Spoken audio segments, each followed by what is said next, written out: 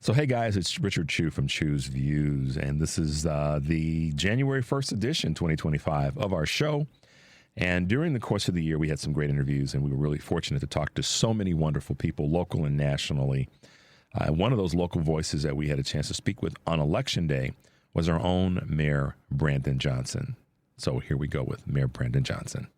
Well, good morning. This is Chu's Views. I want to welcome Chicago's own Mayor Brandon Johnson to the show, and excited to have the mayor with us this morning here on Election Day to chat a little bit about what's happening in his world and what's happening in the greater political world that we all are in.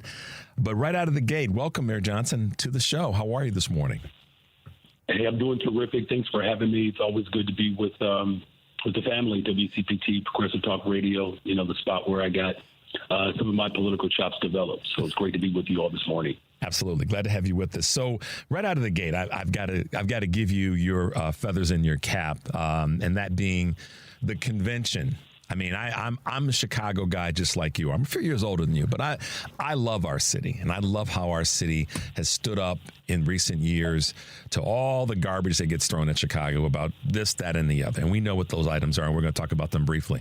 But I want to give you and your administration and the folks that you had outreach to for pulling off probably one of the best conventions in my entire adult voting life. Well, thank you for that. And really the thanks to the people of Chicago who were incredibly patient throughout this entire ordeal. And I promised a safe and vibrant convention. And that's exactly what we were able to deliver. I had no doubt that the extraordinary people of the city of Chicago would rise to the occasion, as we always do. And not only an exceptional convention, but an historic convention, right? An historic convention that launched the first Black woman nominee, and of course a former social studies teacher with Governor Walz. So Vice President Kamala Harris and Governor Walz. What an incredible testament to who we are as not just a party, but as a country. And it's truly been an honor to serve as mayor of this amazing city. And again, the people of Chicago really rose to the occasion, giving us exactly what the people of the globe needed. And that was an exceptional presentation of what democracy looks like and what a world-class city looks like. Absolutely. And I know that in your role and in our meetings and talking in the past, it's tough. Being a mayor of a big city, I mean, the third largest city in the country, it's tough to be the mayor of a city, Chicago. You ran because you wanted to lead this city in a better, more positive direction. And we got a nice plug again. I think it's the 7th year from Condé Nast magazine for how great the city of Chicago is. And I know that's something that you've got to be proud of. Yeah, it's an unprecedented. It's actually 8 years in a row where Condé Nast has declared the city of Chicago the best big city in America. And look, we have some incredible assets, 20% of the world's fresh water between Lake Michigan. St. Lawrence is right in our front yard. The architecture, of course, the food. It's just absolutely exceptional here in Chicago. One of the most walkable cities in all of America, and quite frankly, the globe. And so we offer so much: top universities, an incredible workforce. We are obviously very much a pro-workers town, a pro-labor town, something that I'm deeply connected to. So it is certainly, again, a remarkable testament to who we are as a city as we continue to see the type of economic growth as well as the diversity continue to expand in our beloved city. Well, Mayor Johnson, the challenges that you face are obvious. We know them. I think the thing that you've done is you've shouldered the responsibility of a city that, as great as we are, we all know the city's got big challenges. It's our city budget, taxes, our school system, what's happening with CPD. I'm not a gotcha guy. I never have been. I probably won't ever be. But I want you to talk about your vision in those areas with the city's budget. We know that taxes has become a recent issue. We know that our school systems is an issue. We know that policing is an issue. Talk about how we go forward with the recent challenges that have been in your lap. Yeah, look, the city of Chicago is certainly not short of challenges. I've inherited it quite a bit, but it was really the motivation behind why I ran. Previous administrations have neglected the city's finances to the extent in which now we face $1 billion budget deficit. My first budget, it was $500 million. And in a deficit, we were able to close that effectively while still making critical investments. But look, when, in the 90s, when I was in high school, when, administration after administration made a conscious decision to take the dedicated revenue for retirement for our city's workers and give that put that into the hands of developers, it left our city in the financial dire strait that we're in now. And so now that bill is due. And so not only did they redirect the dedicated stream for retirement security, sold off assets, and I know you know this history, selling off the parking meters, selling off the Skyway, right? Just poor decision after poor decision. Closing schools, they said that was going to close the gap. It didn't work. Shutting down public housing, they said that was going to help. That didn't work. All it has done is exacerbated the push out of black families in the city of Chicago, the gentrification of brown communities, and it's left our communities unstable and unsafe. However, since I've been in office, I've made critical investments in 4 key areas. One, youth and workforce, 32% increase in youth and workforce. We hired almost 28,000 young people for summer jobs. You know how incredibly important it is for our young people to experience their purpose and have an opportunity to earn a W-2. This particular budget that I'm proposing now, another increase, $52 million for youth and workforce development, and that's going to increase the workforce up to 30,000. We made critical investments into behavioral and mental health, reopening the mental health clinic in Roseland. Every single administration since Mayor here in Washington has shut down mental health and behavioral health care services. Well, we've expanded those. We created an alternate to 911 where behavioral health counselors will show up to the 40% of the 911 calls that are essentially mental health crises. We've also invested in affordable homes. We built over 3,400 affordable homes since I've been in office. The $1.25 billion investment that I passed in April, the largest investment for economic development and housing in the history of Chicago. And then finally, public safety. As you know, that's been top of mind for Chicagoans in every single major category, from homicides to shootings to vehicular hijackings to robberies to criminal sexual assault. We continue to see the downward trend. I promised to hire 200 more detectives by the end of my first term. We've done that. We'll do that by the end of this year.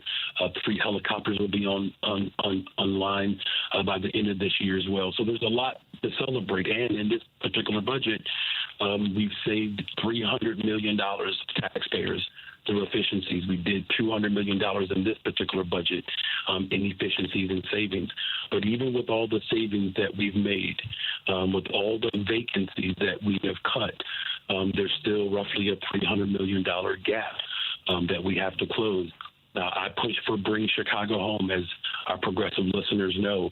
The corporate interests worked to confuse and to conflate the voters, and we unfortunately were not able to capture that $100 million. The governor of Illinois, valiant effort to have a progressive income tax for only one of 11 states that do not have a progressive income tax. We lost that revenue. Kenny Griffin beat that back, and then he moved, right? And so now we're in a position now with all of the efficiencies and even with some of the other revenue ideas, there's a $300 million gap that I still have to close.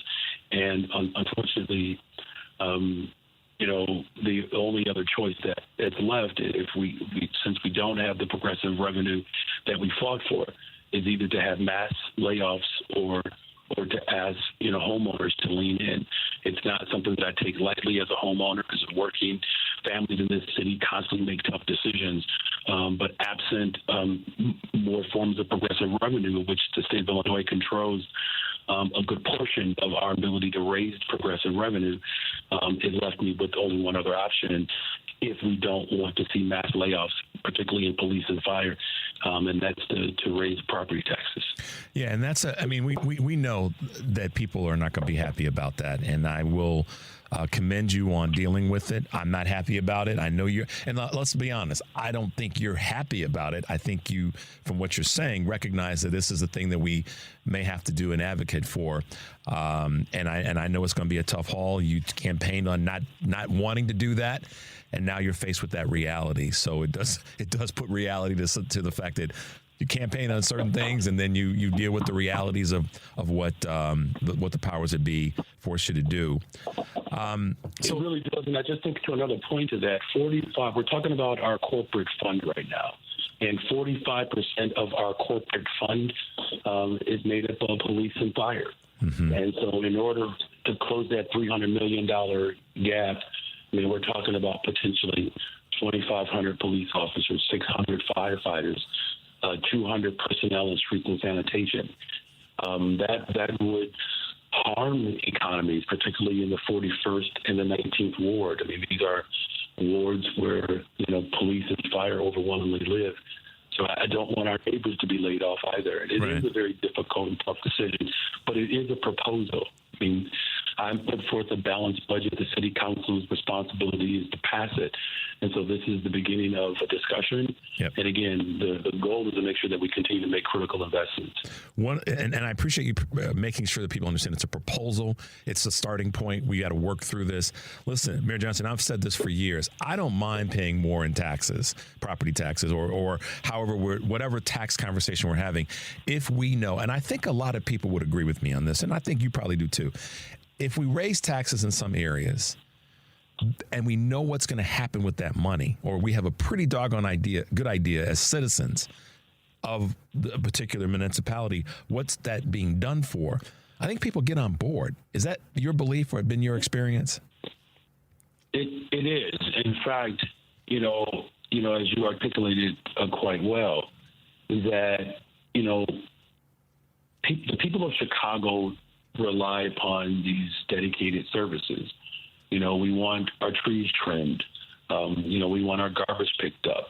But even deeper than that, we want to make sure that those critical services, particularly around public safety, that those are not compromised, right? When we talk about, you mentioned earlier about the investments in our public schools. So when I was an organizer, man, I used to, just constantly push previous administrations to use the TIF surplus to go towards the taxing bodies. And then every administration would say, well, we can't do it, and they would hem and haw about it. When I got to the fifth floor, one of the things that was absolutely clear is that what we fought for TIF surplus could actually be delivered. Right now, we have the second largest TIF surplus in the history of Chicago since I've been mayor. $300 million is going to go towards our Chicago public schools. Millions of dollars going towards our community colleges. Some more exciting news about our public education system. Enrollment in our community colleges is up almost 12%. Here's the part that I'm really excited about. The number one subgroup of registrants and enrollees in our community colleges are Black young men. We're working now with Malcolm X College to build a satellite campus on the west side that's solely dedicated to training women and men in the trades. Yep. We have $20 billion of new investments that have come to Chicago since I've been mayor. I want to make sure that the workforce is available to participate in that growing economy. So whether it's the TIF surplus, whether it's fighting for progressive revenue, as a progressive mayor, we have fought for every single measure that would help provide a more sustainable economy. And unfortunately, again, the interests of the ultra wealthy in this city, in this state, in this country, to run smear campaigns. In this country, right? I mean, the reality is, and I was asked this question by some very dear folks when I ran my mouth this weekend saying, hey, I'm going to have Mayor Johnson on. I was excited about it. And you can probably hear it in my voice. And that's genuine excitement. People said, well, why did and how come? Well, at the end of the day, your predecessor, even though you ran against her sternly, she had external forces that were constantly giving her hell about things that she was trying to do to improve the city of Chicago. Now, we all know that she made some decisions that we all weren't cool with. And, people said various things about her. But at the end of the day, when external forces are pushing against the goal to move the city forward, that makes it difficult. I mean, you signed up for it. We know that. So I'm as much as I'm giving you your kudos and your flowers, you did sign up for this. And I would ask you this question. As much as I can respectfully ask you this question, what will be your measuring stick? Things that you need to have had happened in this first term to tell you or to give you an idea that it was a successful first term? Yeah, thank you for that. When I first, jumped into the race a couple of Octobers ago, public safety was the number one issue in Chicago.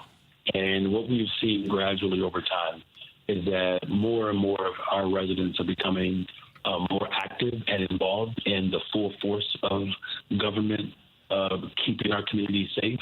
But we have seen a decline in homicides and shootings and robberies. There's still a lot of work to go, but that is a measure of the investments that we made.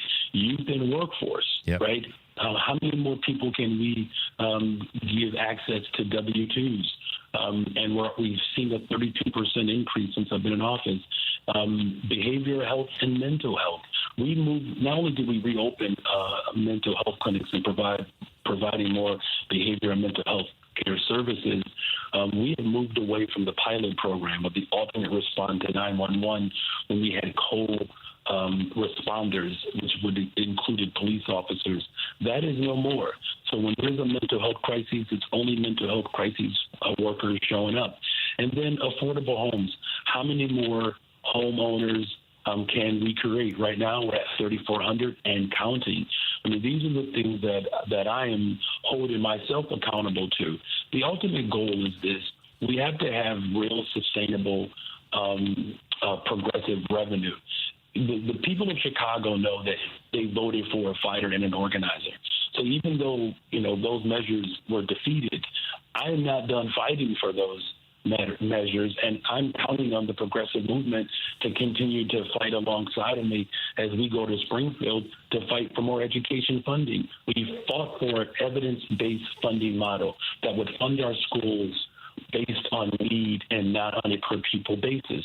Well, I pushed the Chicago Public Schools to embrace that model, and no other administration has done that. The state of Illinois conservatively owes the districts across the state of Illinois $3.6 billion. That's $1.1 billion for the city of Chicago, 2.5 for the rest of the state.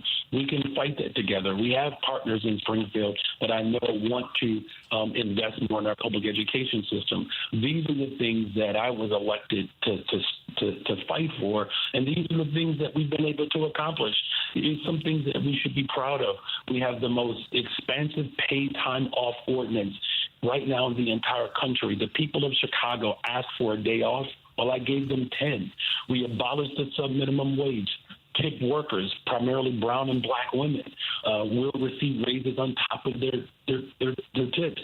So the progressive charge is alive. I don't want people to become weary and despondent. When our city was under attack by the governor of Texas, sending busloads of people to the city of Chicago to score political points with extremism in this country, we were able to operationalize this crisis and then manage it. Right now, in this budget, we have just created a single shelter system for all individuals who are experiencing, the horror of being unhoused. And so these are the things that, as progressives, we push for. These are the things that we've accomplished. We cannot allow the naysayers, the doubters, as we shift course from raggedy form of government where, the people who are irresponsible towards taking care of our retirees. These are the things that we fought for. And we've had 2 credit upgrades since I've been in office. It is proof positive that progressive leadership can make investments and have financial responsible stewardship. And I think the last thing that I just want to encourage us as progressives, we are strongest when we continue to organize. Yep. And so this is something that I'm pushing for, and I'm looking forward to serving the city of Chicago the remaining of this term and getting geared up for the next election in a couple of years. So well stated, and I'm going to make a couple statements and then let you wrap up. If folks have something to do, young folks, old folks in between, if there's something to do positive, they're not going to be doing anything negative. And that's why the jobs work that you're doing and those programs there are so substantially important. Because when folks have something to do, they're not going to be out there robbing grandma and doing this and that and the other. So I appreciate you leaning into that. A suggestion, Mayor Johnson, more people need to know about what you're doing. I mean, if we do it here on CPT, on my show, on Choose Views, I'm proud to do that. More folks need to know about those things that you are accomplishing. Because I think more people, the more that people know about them, the more they can buy into that which it is that you're doing. Give us your vision for 2025 as we wrap up, Mayor Johnson. Yeah, we're going to continue. Thank you for that. And I'm going to continue to lead this city in the bold, tenacious way in which the people of Chicago expect me to do. And in 2025, of course, we have a big election today.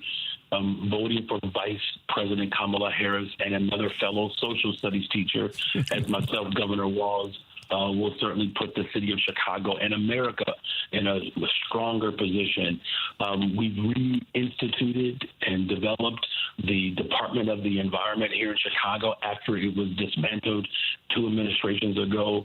I really see 2025 as a key indicator of what it means to lead with boldness. So we're going to continue to expand youth employment and workforce. We're going to continue to invest in our public schools to ensure that our children have access to libraries and librarians. As a former public school teacher and as the first mayor in the history of Chicago to actually send their children to our public schools here in Chicago, I have tremendous confidence in that system and its ability to be transformed. And then, finally, between behavior and mental health and ensuring that our communities are safer, that's the goal and the vision for the city of Chicago, to continue to invest in people to build a better, stronger, safer Chicago. Thank you so much, brother. No, absolutely, Mayor Johnson. I'm in your corner. I'm the guy that's going to criticize and compliment in the same sentence because that's how we move forward. And I will say to you, I'm hoping you're going to hang out with us some more after we get through this election and get into 2025. We definitely want to be here because I'm a Chicago guy. I want our city to be the best, continue to be the best city in the country, if not the world. And I appreciate your leadership. I know it's not easy. I know it's what you signed up for, but we appreciate you being on Choose Views this morning. Thanks, Mayor Johnson. Hey, you're certainly welcome. You can count on me. We'll see you on the other side of the election. Let's go, Kamala. That's right. Let's go, America. Let's go, America. All right. Mayor Johnson, thanks for being with us this morning. You're welcome. All right. Hey, guys. Chicago has a long history of challenges and conversations between the mayor's office, the city council, the fire department, the police department, and, of course, the teachers union and its connection to the city of Chicago. Stacy Davis Gates, the CTU president, was kind enough to be with us again right after the election to give us her thoughts about both the election results and its meaning in terms of things that are happening here in the city of Chicago with the Chicago Teachers Union. So here we are with Stacy Davis Gates. And we have the wonderful Chicago Teachers Union President Stacy Davis Gates with us this morning. Good morning, Stacy. May I call you Stacy? You better call me Stacy. Good morning. How are you doing today? I know that's a broad question, so I asked that question. Is. I'm sorry. Let me hug you first and say we're gonna be all right. Then I'll shut up and let you. We're gonna be all right. We are. We have to be. We have to be. Look, I'm not really one for grief and mourning. It's just my toxic trait, I guess. And so, look, it's like, this country has an addiction to election day singularly. Yeah. And we really have to work ourselves out of that one day. Yep. Which is why, Stacy, that's one of the reasons why people forget about midterms, local elections, state elections, and all that stuff that's the foundation of making sure that we can make change on a, quote, national level, is to pay attention to what your teachers union president is doing. Listen, I went to the teachers union in 2011 to work under Karen Lewis's leadership. And when we started this endeavor to challenge status quo assumptions about public education, to challenge the apartheid system that we had here in Chicago with respect to our public schools, it wasn't popular. It still isn't popular. Mm-hmm. Asking people to give up the status quo is an everyday struggle. And, I come from a group of people, my ancestors, who have told me, who have left, documentation that freedom is something that you never really win and that you always work on. So those are the things that help to anchor and govern my perspective. It doesn't mean that I don't feel some type of way about seeing a very highly qualified Black woman really and truly present avenues for America to participate in, and they rejected her. Again, I have never met a perfect candidate. Nope. I'm sure I will never meet a perfect candidate. I've never met a perfect set of electoral conditions. What I have, encountered is that we leave our neighbors and our family members to draw conclusions between each election cycle without asking them to come knock doors with us when we are building for resistance. It wasn't just Roe versus Ray. It is also what we're consuming. Joe Rogan has the number one podcast, number one. All last spring and summer, we dealt with very toxic, racist, and sexist tropes and caricatures about women who play basketball. All of those things added up to me to an energy and a cycle that was very hostile to the type of equity that the vice president would have needed in order to win. We have to start paying attention to all of the messages, the leaders, and the things that feed the electorate. The electorate is being fed when we're not knocking doors, when we're not making phone calls, when we're not talking presidential elections. And it is very hard to use a 9-month swing, a 6-month swing to convince people who have been consuming these things for the last 4 years that those things are wrong. We really and truly have to begin to challenge status quo narratives as they are being presented and being amplified. Wow. I mean, when someone's speaking in the way in which you do, I take notes all the time when I'm listening to people talk, but I stop taking notes and just listen to what you're saying and visually embrace that meaning, because you're absolutely right. I'll put it in slightly different words. A couple things. We have yet to tap the root problem that engulfs this country. And there's a couple of roots that need to be tapped. And one of them is what you just said about this ongoing perpetuation of misogyny and ugliness that gets into people, and they think that's the way it is. And a broader conversation about election, not how do I want to say this? Participating in the process 24/7. Not just during a cycle of any election necessarily, but always being active, always being willing to fight for the ongoing measure of freedom. I haven't heard anybody put it like that, Stacy. And I was sitting here. The one note that I did say is, I hope she's got this written down as part of something she's going to be working on as a book project, because that was powerful how you put that with the messages that your ancestors have left you. That's powerful stuff. It really, really is. And kudos to you for saying it that way. Stacy, what's I know that, we're talking about what's happening with regard to this post-election. I'm kind of like you. Tuesday happened, and I'm feeling some way about it. At the same time, I know we have to move forward. What are you saying to people that are in your circle about that in terms of what the next represents? Well, what I'm saying to a lot of people in my circle, my union siblings, my friends and my family, is that they have to pay attention to what we are encountering on a daily basis. My mother was so nervous the last couple of weeks, and I told her to release that, and she was like, well, who do you think is going to win? And I was very vulnerable with my mom. I told her, I said, I live in a blue state. I live in a blue county. I live in a blue city. And the level of vitriol that Black female leaders receive is unparalleled.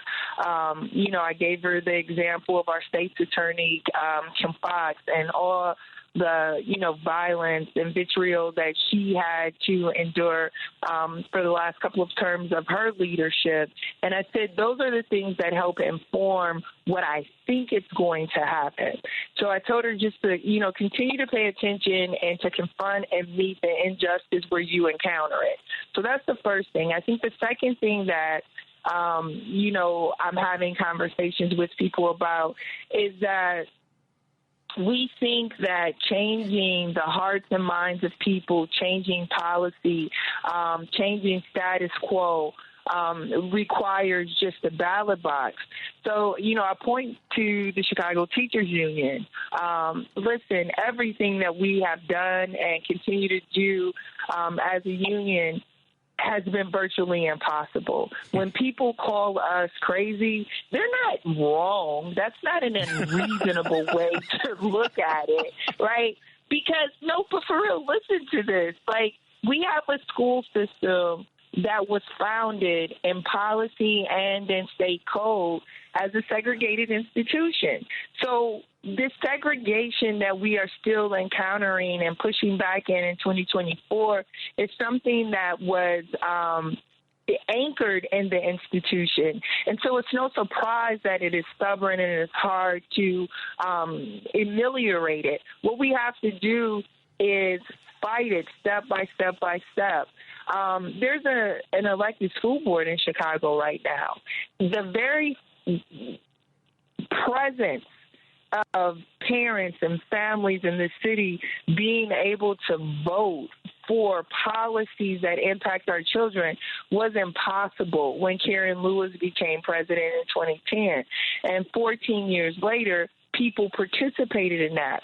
But that wasn't one ballot box. It was multiple ballot boxes. It was multiple doors knocked. It was multiple phone calls. It was a lot of things done to make that happen. Now, that was what our union has engaged in with a whole bunch of other community partners and allies and groups and organized people for over a decade. Yeah. I often tell my students as a history teacher, when did the civil rights movement begin? Did it begin when Rosa Parks sat on the back of the bus? Or refused to sit in the back of the bus, pardon me? Did it begin when Emmett Till's body was laid bare on the south side of Chicago from the brutality of white supremacy? When did it start? Did it start with Brown v. the Board of Education? Did it start with the Pullman Porters organizing? We have to be very clear that movement has different inflection points, that it is all cumulative, though, that it is all cumulative, and that we get there. I don't know how to make it go faster. I don't know how to make it easier. I don't even know how to make it painless. All I know is that if we organize, if we anchor our organizing and our values, if we find the right coalitions of people who are willing to struggle with each other for the conclusions that we all agree on, that we can get there. We had an election this past Tuesday for an elected school board in Chicago, completely unheard of in the history of the city, in the history of our school district. So while I do feel tremendous uncertainty, while this is not the type of America that makes me feel great in this moment, I am also encouraged by our ability to be resilient, to be clear-minded, and to continue to anchor our work and our values. Look, Donald Trump's values are being anchored. They're being amplified, and they are engaging people. It doesn't mean that we can't do the same thing. Find your people. Begin to engage them. Organize with them. And then find more people. We have got to talk to everyone. Listen, at the heart of everything, people want a living wage job that offers them the benefits that makes their lives a little easier, right? Healthcare. Yep. They want to live in communities that offer safety and not surveillance. They want schools that have resources that are fully funded. That doesn't matter if you're in Chatham on the south side of Chicago, or if you are in DuPage County, or if you are in Crystal Lake, Illinois. All of those things remain true. Now, the things that divide us, gender, misogyny, white supremacy, patriarchy, race, racism, those things are made up to keep our disunity. We got to, fight through the hard things. People talk about reparations. We also need to talk about reconciliation. Both of those things matter. We have to start saying the word and not or.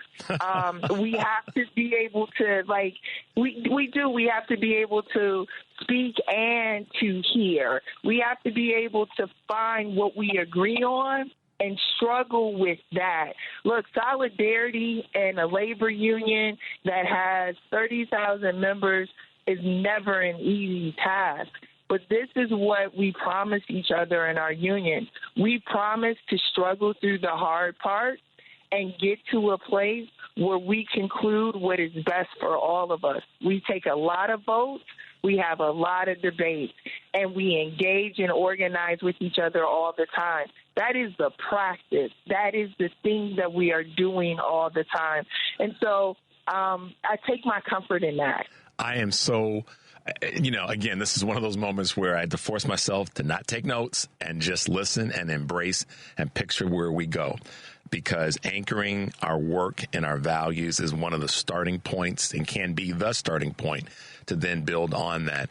Stacy, listen, we have a tight show as always, you know that, and I am honored and grateful that you could make it this morning. I'm glad we're able to partner. I look at you, Stacy, as a partner in this effort, and I'm going to keep doing my part to make sure I'm shouldering up with you and that our voices are heard, because we know, you know from the work that you do, that there are people that need to hear the message that you just presented. So I'm going to continue to do my part with you to make sure we get that message out. And here's my big hug to you this morning, because we're going to prosper through this, and we're going to push through it and pull some folks with us along the way. So thanks for being with us this morning, Stacy. Davis Gates, CTU president, y'all. Hey, sending that big hug and all my love back to you and all of your listeners. Thank you. All right, Stacy, have a great day. Stay safe today. As you guys know, Choose Views is giving you a kind of a rebroadcast today. And we go back to November 7th when we had a chance to speak with our good friend who's part of the WCPT lineup, and that would be Thom Hartmann, the professor of everything progressive. We had a chance to talk with Thom after the election and his sobering thoughts on what just happened and what that means for us as we go forward. This is our Thom Hartmann interview. All right, guys, with no further delay, we have our good friend Thom Hartmann on the line. Thom, good morning and welcome to Choose Views and WCPT. Good morning, Richard. Thanks so much for inviting me on. Well, thank you for accepting the invitation and for being with us this morning. There's a little bit of echo, Henry. I don't know if anybody else is hearing it. Thom, listen, you've been in this game for a minute. You've been doing this for a long time. And so I've got to ask you the general broad question. What's your takeaway? What's your feeling? What are your thoughts about this most recent national election? I am very concerned. If Trump does the things that he has said that he's going to do, I'm just very concerned that it's going to fundamentally alter our nation. I mean, already they're dropping all the criminal cases against him. So I guess if you're president, you get to commit crimes, which is very troubling to me. I think we're entering a whole brand new era here, Richard, and it's very concerning. What say you? I am too. And I think that the feeling that I have right now is that a lot of people don't know what to do. They don't know what their lives are going to look like, and then because of not knowing what their lives are going to look like, they then don't know what to do. And I feel a lot of people are going to get caught on their heels when this wave of craziness comes their way. And that's the part that concerns me, because people won't know how to react when the thing that they didn't think would come their way does.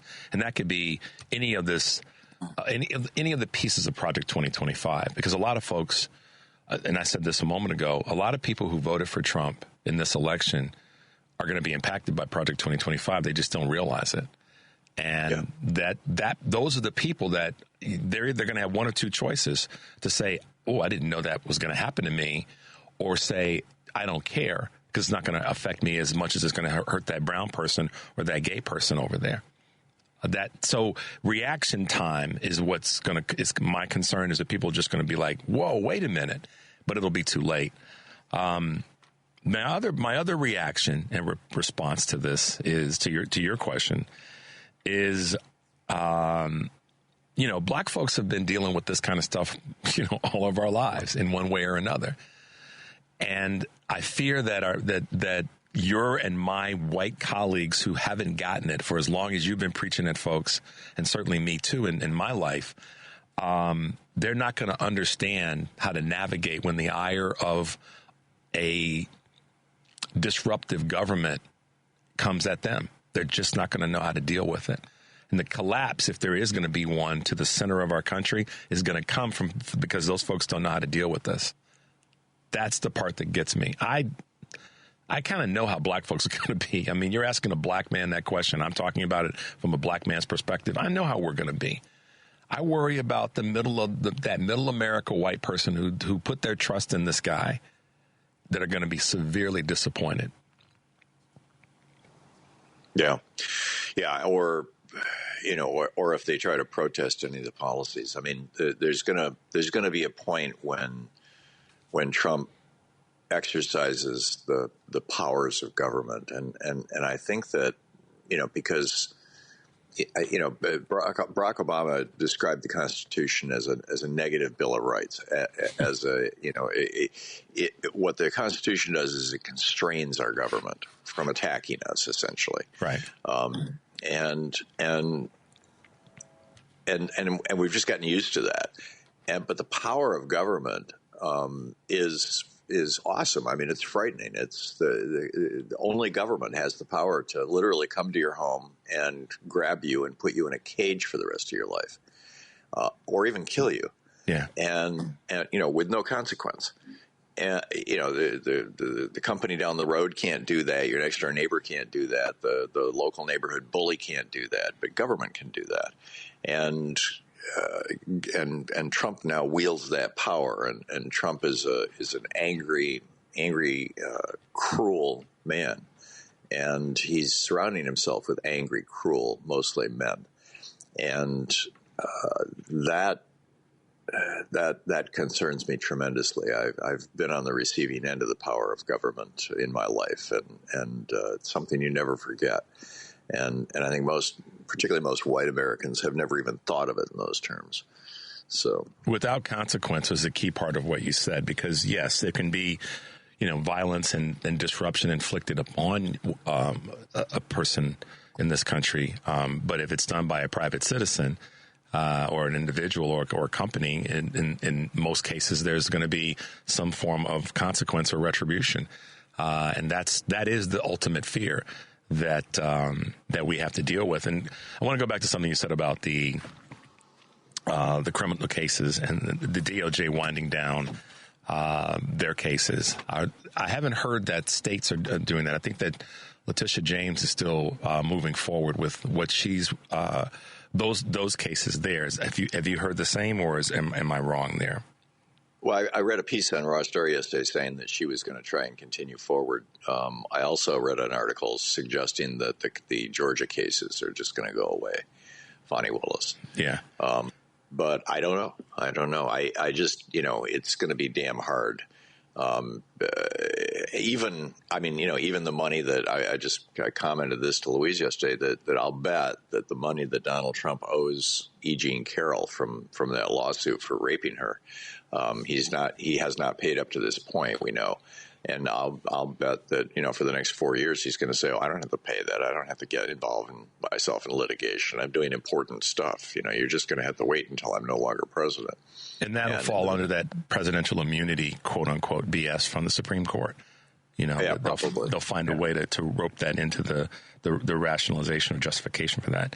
You mentioned earlier a bunch of other angry guys, and that in that category are going to be some wealthy guys like Musk and Thiel and many others who haven't been named necessarily, but they're going to be a big part behind this. And as much as I'm concerned about Trump, I'm concerned about those other characters that are going to suddenly rally behind or alongside of him. What are your thoughts on that?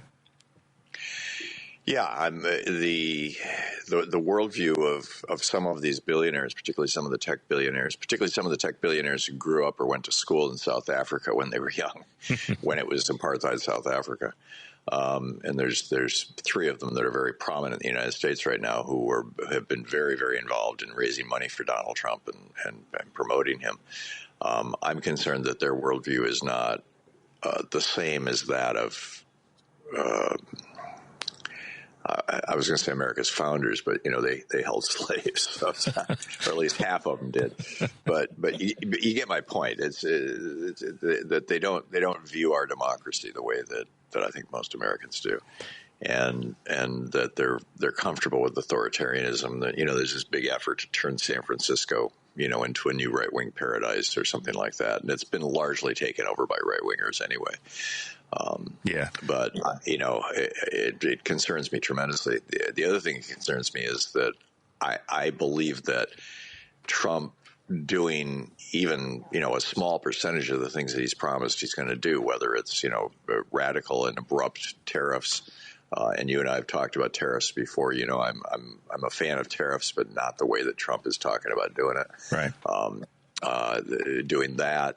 The mass deportation stuff. These things will be economically extraordinarily disruptive, and so I'm just very concerned that he's going to crash the economy too, and that will then make scapegoating, particularly of minorities, a whole lot easier for him. Actually, it will not boomerang back on him. He'll use it as a weapon rather than trying to deal with it. But we'll see. I mean, all we can do is, sitting around wringing our hands is not going to do much good. All we can do is just, be here for ourselves, the people around us, and do the best we can every day, and keep going forward. Yeah. One of the things that you just said that I do want to talk about for a minute, Eric Grant, who hosts the family meeting here on WCPT, and both of us are in our other lives, are concerned about the markets here in the U.S. for all the practical reasons that you just said, and crashing the economy or certainly driving the economy in a certain direction is definitely favoring those who have liquidity and the ability of these multimillionaires, if not billionaires, to be ready to stand there and scoop up the leavings, as I like to say, as my father used to say. They're ready to scoop up the leavings, and that's the part where people that are the middle America people who said that they were voting for their pocketbooks are going to be harmed to such a degree. And it breaks my heart in so many ways, Tom, that people voted. They really did vote, this time probably more than 16. They voted against their interest, as we use that phrase. And it's like they don't even give a damn. Yeah, they hate other people more than they are concerned about their own future and their children's future. I think you could also argue, though, that part of that is that Democrats fail to make that case. I don't know how to make the case better than the Harris campaign did. I mean, I thought she did an extraordinary job, but clearly a lot of Americans don't think that there is a risk associated with Donald Trump. In fact, they think there's an opportunity associated with Donald Trump. So, yeah, I think that the case was made, like your point, it couldn't have been made any better. And if so, what would that have been? But this is not meant to sound negative, but there's some issues that our country just continues to repeat to not to want to deal with. And it starts with racism and sexism. And look at the numbers in terms of where voting was. And then I think you've said this so many times, Tom, and this is one of the things that I really appreciate about the research and the work that you do when it comes to history, is that we do kind of keep repeating some crazy things about our history, expecting that there's going to be change to the future. and it doesn't happen because we don't deal with some of these core things of racism, sexism, and Christian nationalism, and it just keeps repeating itself. Yeah, well, the sexism, literally goes back to the Bible. All right, I mean, it goes back to it goes back to the beginning of humanity, and that's kind of a really large topic. The racism, there has never before been a multiracial pluralistic democracy. You've got countries in Europe that are struggling with this right now because of the waves of immigration that came about when Putin bombed the crap out of Syria, and you ended up with 4 or 5 million Syrian refugees, brown-skinned Muslims coming into white Christian Europe, and that is flipping government after government to the right. You've got a woman who came out of the fascist party, running Italy right now. You've got kind of a semi-neo-fascist who's largely in power in Sweden. In Germany, the AfD party is growing, which is to say the very least, growing.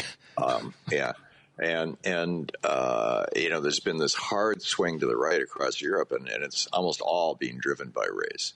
So, this idea that we have been promoting largely just since the 60s, that America can be a fully functional multiracial society, I don't think people realize how it literally has never been done. And I think it's going to take a lot more work. I think and a lot more conversation, a lot more discussion, and a lot more candor, and Trump, of course, and the Republicans are going in the exact opposite direction. Yeah. They just kind of want to go back to the 50s. We're not going to talk about it. We're not going to do anything about it. Things are the way they are, and it's just fine with us because white men pretty much run everything, and we're going to keep it that way. Damn it. And clearly, half of America's voters are of that mind. And, again, this is one of those areas where I don't see any easy answers, and I don't have any glib responses, other than, time, I suspect, particularly as America becomes majority minority, but still, I mean, South Africa was majority minority for centuries. Yeah. And still, it had apartheid and does largely to this day, even though it's not legal and institutional, it's social. Yeah. And that's what I used to work in. I've worked in South America, and you see it more there than I've worked on 5 continents, but in South America in particular, there's a very clear racial hierarchy. I worked in Colombia and in Peru, and I've spent some time in Brazil and Mexico, which is Central America, of course.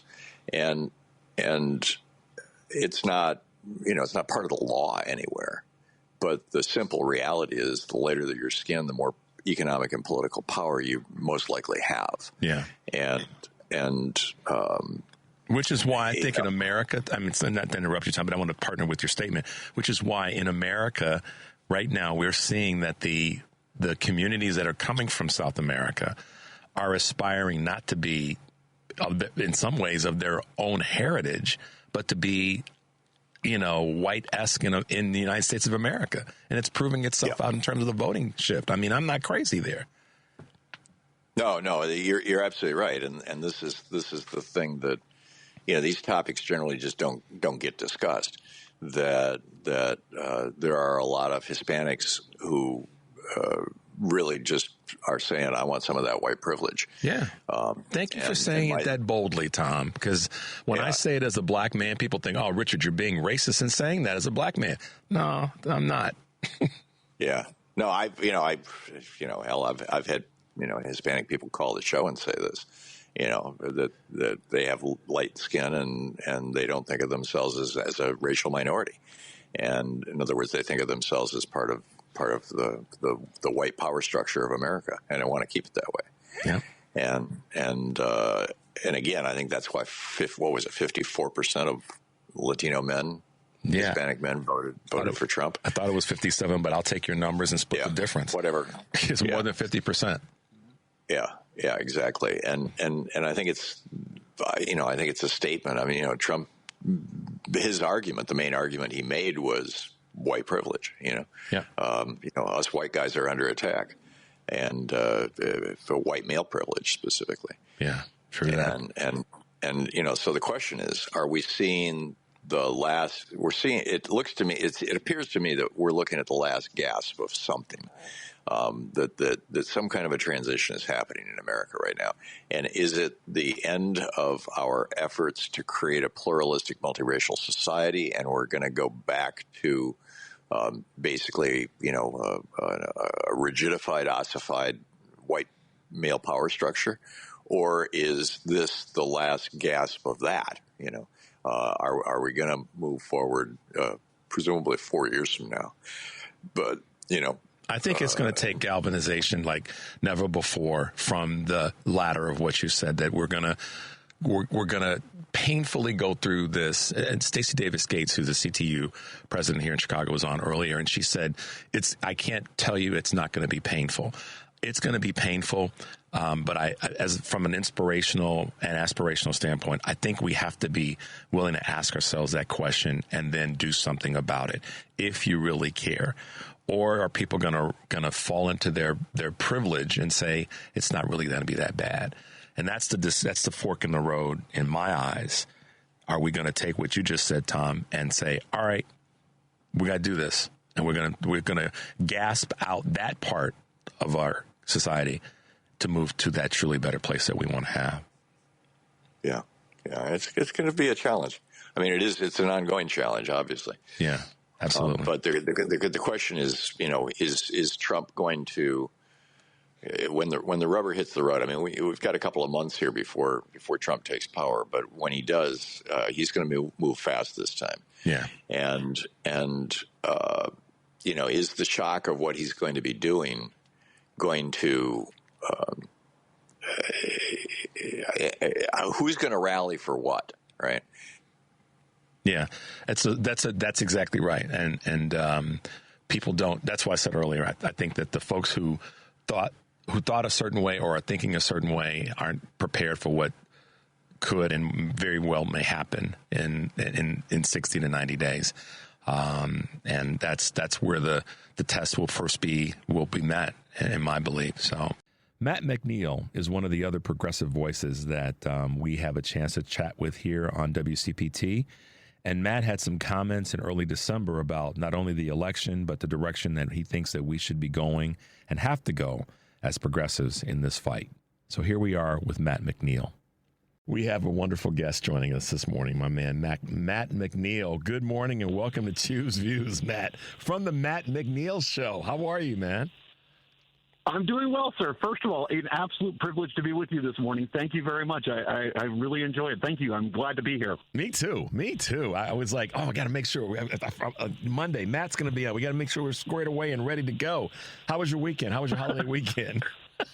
It was fantastic. Small group this year, okay, but got the turkey soup. I made, of course, fantastic Thanksgiving. Got the turkey soup made. Got some time with the family. Was yours good too?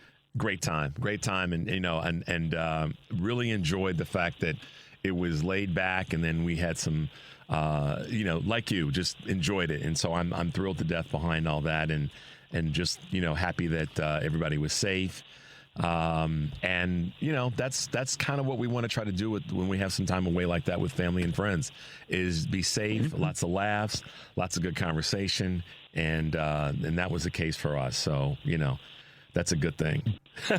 That's a good thing. It's really nice of them to give us some talking points this morning to go over. After a nice kind of light news weekend, hey, guess what? Right into Monday. Here we go. Oh, man. Listen, man. I don't know where you sit on this. I mean, there's a couple things I know we're going to chat about this morning. Obviously, the big news item for so many people is President Biden pardoning Hunter. And then at the same time, we cannot get away from the crazy crew of people that are being, as I'm calling, suggested, not appointed, not selected, not approved to be part of the administration. But good God, Kash Patel, I mean, look, y'all. Go ahead, Matt. You take the wheel. Well, I'll start with the pardon. Now, first of all, to all the Democrats out there that might be upset, I want to stop you from doing something. There is a bad habit within our party that we're the Democrats, we're on the left side of the room, the Republicans are on the right side of the room, and the Republicans are being bullies and they're being bad guys.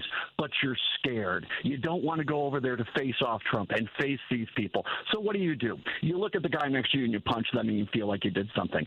Stop that. You cannot be filtering things so intently through your side that you constantly look at your own side as a villain while you watch the real villains across the way and say, well, they're big and mean. I don't want to do that. So stop. Joe Biden's son was a target from the beginning.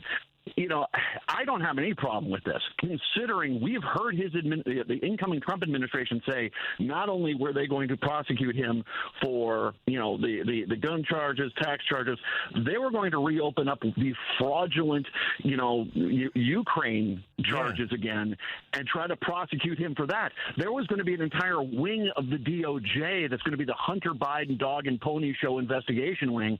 I do not have any problem with that, and Joe Biden understood that. That's why the pardon is basically for 10 freaking years. Because he knows basically they're going to come after him. And it's going to be about pain and punishment. Meanwhile, Matt McNeil, the dude that is a convicted felon, i.e. Charles Kushner, is about to be an ambassador. And so people want to love that. I love the way you position that. I'm going to remember that one. You were sitting in a room, and rather than getting up and walking, listen, you and I, guys like Eric Grant from the family meeting, we would be the cats that would get up and say, let's go knock some tables over, because I'm not going to punch Matt. I'm not going to punch Eric. I'm going to go, not literally, I'm going to go punch the guy or the person over there that's trash talking our team. I'm not going to punch my own players. Let's go, man. Let's go get them. There's not enough of that. We rather turn the doggone bullets on ourselves rather than saying, we're going to go get them for talking about us. Exactly. And I appreciate you putting it that way. And it's just this, it's about, we talk about communication, we talk about messaging. For goodness sakes, I mean, how many Democrats this last election cycle, and this is a major reason why things didn't go the way one wanted to go, how many moderate Democrats, their entire campaign was, I can't stand the Democrats. And you're like, what are you doing? What are you freaking doing? If that is your message, how do you think, A, you have any integrity, and B, you're helping any down ticket races? All you're doing is basically sacrificing the party platform and the party nominees for your own agenda. And in the case where a handful of these moderates won, what's the arrogant stance they've taken since then? Well, you should have done it more like me. This was the most moderate Democratic campaign I've ever seen. Liz Cheney was out there. So you guys have to understand, the problem here is not that you need to start swinging haymakers at the guy next to you. You need to realize that you have to have a consistent party platform. You need to stick together, and you need to be able to get over yourself. Mm-hmm. Oh, Joe Biden is going to pardon Hunter. How dare he? I don't blame him at all. If I was in his same place, I'd do it in a heartbeat. I would do it in a heartbeat, considering the clown car brigade that's about to come in that door and how they are intentionally going to try to target him. I don't blame him at all. And so I think we have to learn how to focus our attacks and not be afraid to go out there and say, you know what? You can't have an absolute standard for your side while you watch basically the sewer creatures from, just taking over. And, I'll get to them eventually. But one of our guys didn't dot an I or cross a T. Come on. You've got to be a little bit – you have to understand that you can't be on such a high hill when you're basically facing off against what we're facing off against. And what's interesting, Matt, is that there's so many people who were, to your point about punching the guy or the gal on your own team. So while we're standing out in the front yard having a doggone stupid fight, the back door is wide open. And this is, I don't go down the road too often of doing what you and I say the same thing we're saying we shouldn't do, which is to over criticize our party. But every now and again, I have to lean into this because it's where we lose ground, and that is, why are we fighting in the front yard over how tall the grass is? Meanwhile, the back garage, the back door is wide open, and they're just snatching all of our stuff. We should have our full I say this all the time. It's part of my promo. All of our players means all of our players. Front door, back door, alley, garage. Every part of your property politically needs to be lined up and protected. And that's one of the things that I've been trying to message since the election is, look, y'all, they're going to try to splinter us off. And we need to be elbows, locked arms tight, like folks marching across the bridge in Selma. That kind of force and unity, because they're trying to come after. And this is one of those examples, I think. I mean, your thoughts on that? Well, absolutely. No, you're spot on. I mean, let's look back at the election cycles here. What were the two worst election cycles prior to this election year for the Democrats? 2016, 2010. What happened both of those election cycles? The Democrats self-imploded. The Democrats ran against the Affordable Care Act back in 2010 and basically undermined any kind of message. And funny, all those same Democrats who badmouthed the Affordable Care Act, Obamacare back then, the day after the election were why weren't we campaigning with the Affordable Care Act? It's actually quite popular. Exactly, because the Republicans played you and you basically beat up yourself. Yep. Go to 2016. The indecisiveness within the party cost us the election. When have we done well? When we've had a unified message where everyone's on board. And I get it. We're all dreamers. We're all idealistic on the left side of the aisle. But you can't sit there and say, I'm going to forsake everything I've got because of this one issue, when the reality is, if you lose, regardless of what that issue is, you don't get the reality on the other side is far worse than anything the Democrats could come up with. And I understand sometimes the decision is bad decision and worse decision, but you have to understand the playing field here. And if you don't understand that and comprehend that completely before you head on out and vote or start your protest or start badmouthing the rest of the Democratic Party, well, then you're basically you're doing this to yourself, and it's one of the problems I have is that you have to have a better message. Take a look at Republicans. Republicans do not badmouth Republicans. They might say, you know what, I'm not on board with that. But the only Republicans that badmouth Trump are the ones that are retired, that are ones that are gone, the ones that are there saying, we'll look at this policy. We'll look at Kid Rock being in charge of the Health and Human Services or something. They'll look at this like with a straight face, even though no one that's sane would ever say that's a good idea. They'll look at it like, well, we'll have a discussion about this. You have to become better unified. And that's not about stifling you. Nope. It's about basically realizing your best chance at getting your agenda passed is with Democratic majorities, not sitting on the outside saying, they should have done everything I wish they had done, and you got to get that under control. And it's and some of that is from the top, but some of it's also taking personal responsibility and understanding that, wait a minute, for us to get this, we have to do these things here, and however one is to define that. And yes, okay, guys who are listening, Matt and I have taken a few minutes to self-evaluate, to talk about the things that we know we as a party have been not so good at. We recognize that. It's not that our policies and our goals are not good. They are superb.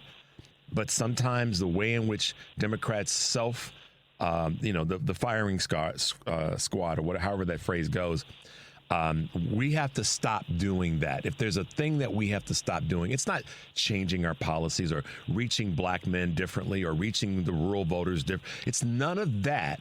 It's we have to stop cutting our own wrist.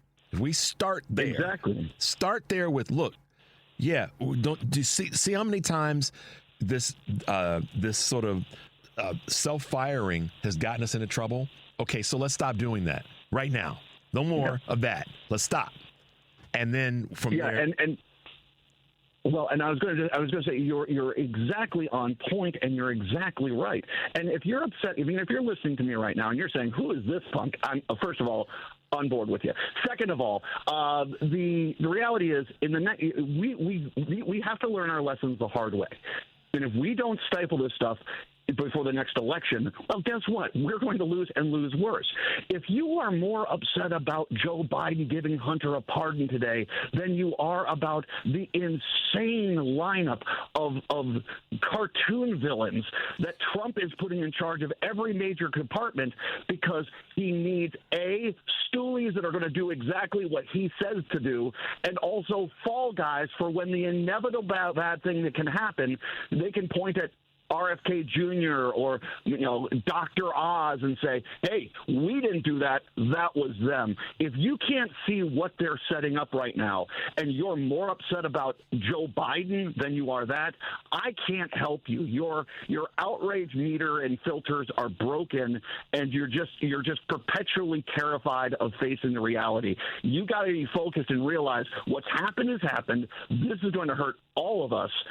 And a lot of groups, especially far more than it's going to hurt me. I mean, it's just we have to be prepared and understand that if you're not unified, well, this is what happens when you're not unified. I've been begging for people to stop doing this, Matt, because listen,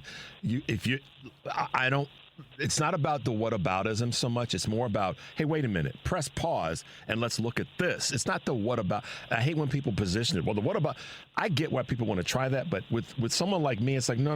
Hold on a second. What Matt just said is spot on as well. And that is, if you're more upset about President Biden pardoning his son because he had a change of heart, change of view, whatever way you want to position that, you're more upset about that. And I could give a darn about what all the different media outlets all over the world are saying. The same media outlets, Matt McNeil, are the same media outlets that didn't disclose repeatedly, that Trump lied about COVID on tape to Bob Woodward. And the list just goes on and on. He pardoned guys that caused harm to the country. And the list goes on and on. Be more upset and do something about the fact that this dude is a 34-time convicted felon. We know the laundry list. He stole federal documents. Be more upset about he's a failed businessman. And did you do the work to go out and change the mind of somebody in your family or someone in your cohort about all the crap that he's done? Or did you just lay down and go, well, but the Democrats didn't, they didn't make sure that prescription drugs were perfectly paid for years ago? You know what I'm saying, man? I'm like, come on, y'all. So I don't blame just the leaders. I blame the voters who are on our side that have sat back and said, yeah, but I just wish that he could have got the price of gas down $1 a little bit sooner, because I would have been able to fill up my 25-gallon car without it being so difficult. I mean, it's like, come on, y'all. Where in the hell is personal responsibility in the process of pushing back real time? I had a conversation with a friend this weekend where I said, listen, you can be upset as you want to right now and need a political hug all you want to, but did you do the work in the last couple of years that when somebody spoke some garbage about President Biden and Vice President Harris and the administration, did you counter that with that's a lie, or hear the facts, and use whataboutism to say, yeah, but do you remember what Donald Trump did on this day or at this time on this issue, et cetera, et cetera?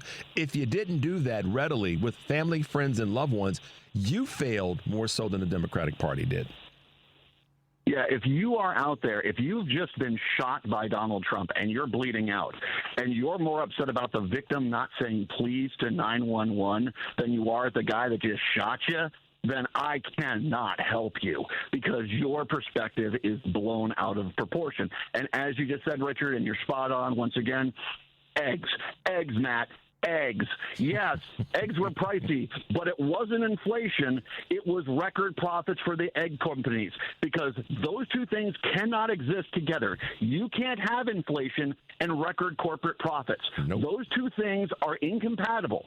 So when you're sitting and complaining about the eggs, you should be angry at the egg producers, not Joe Biden, because that wasn't inflation. That was good, plain old-fashioned 1980s greed, and it is still out there. And until we defeat that, we are not going to be able to really get past this stuff. But, hey, I guess so. Eggs. Who doesn't love an omelet? Hey, you know what? But I had a guy call in the show before. This was back in probably March of this year, and he was going on about, Richard, I went to buy some cereal, man, it was $8 a box, and and I said, okay, listen, I get that. Well, then go get a different cereal brand. Remember that, Devin? Yeah. Just listen, man.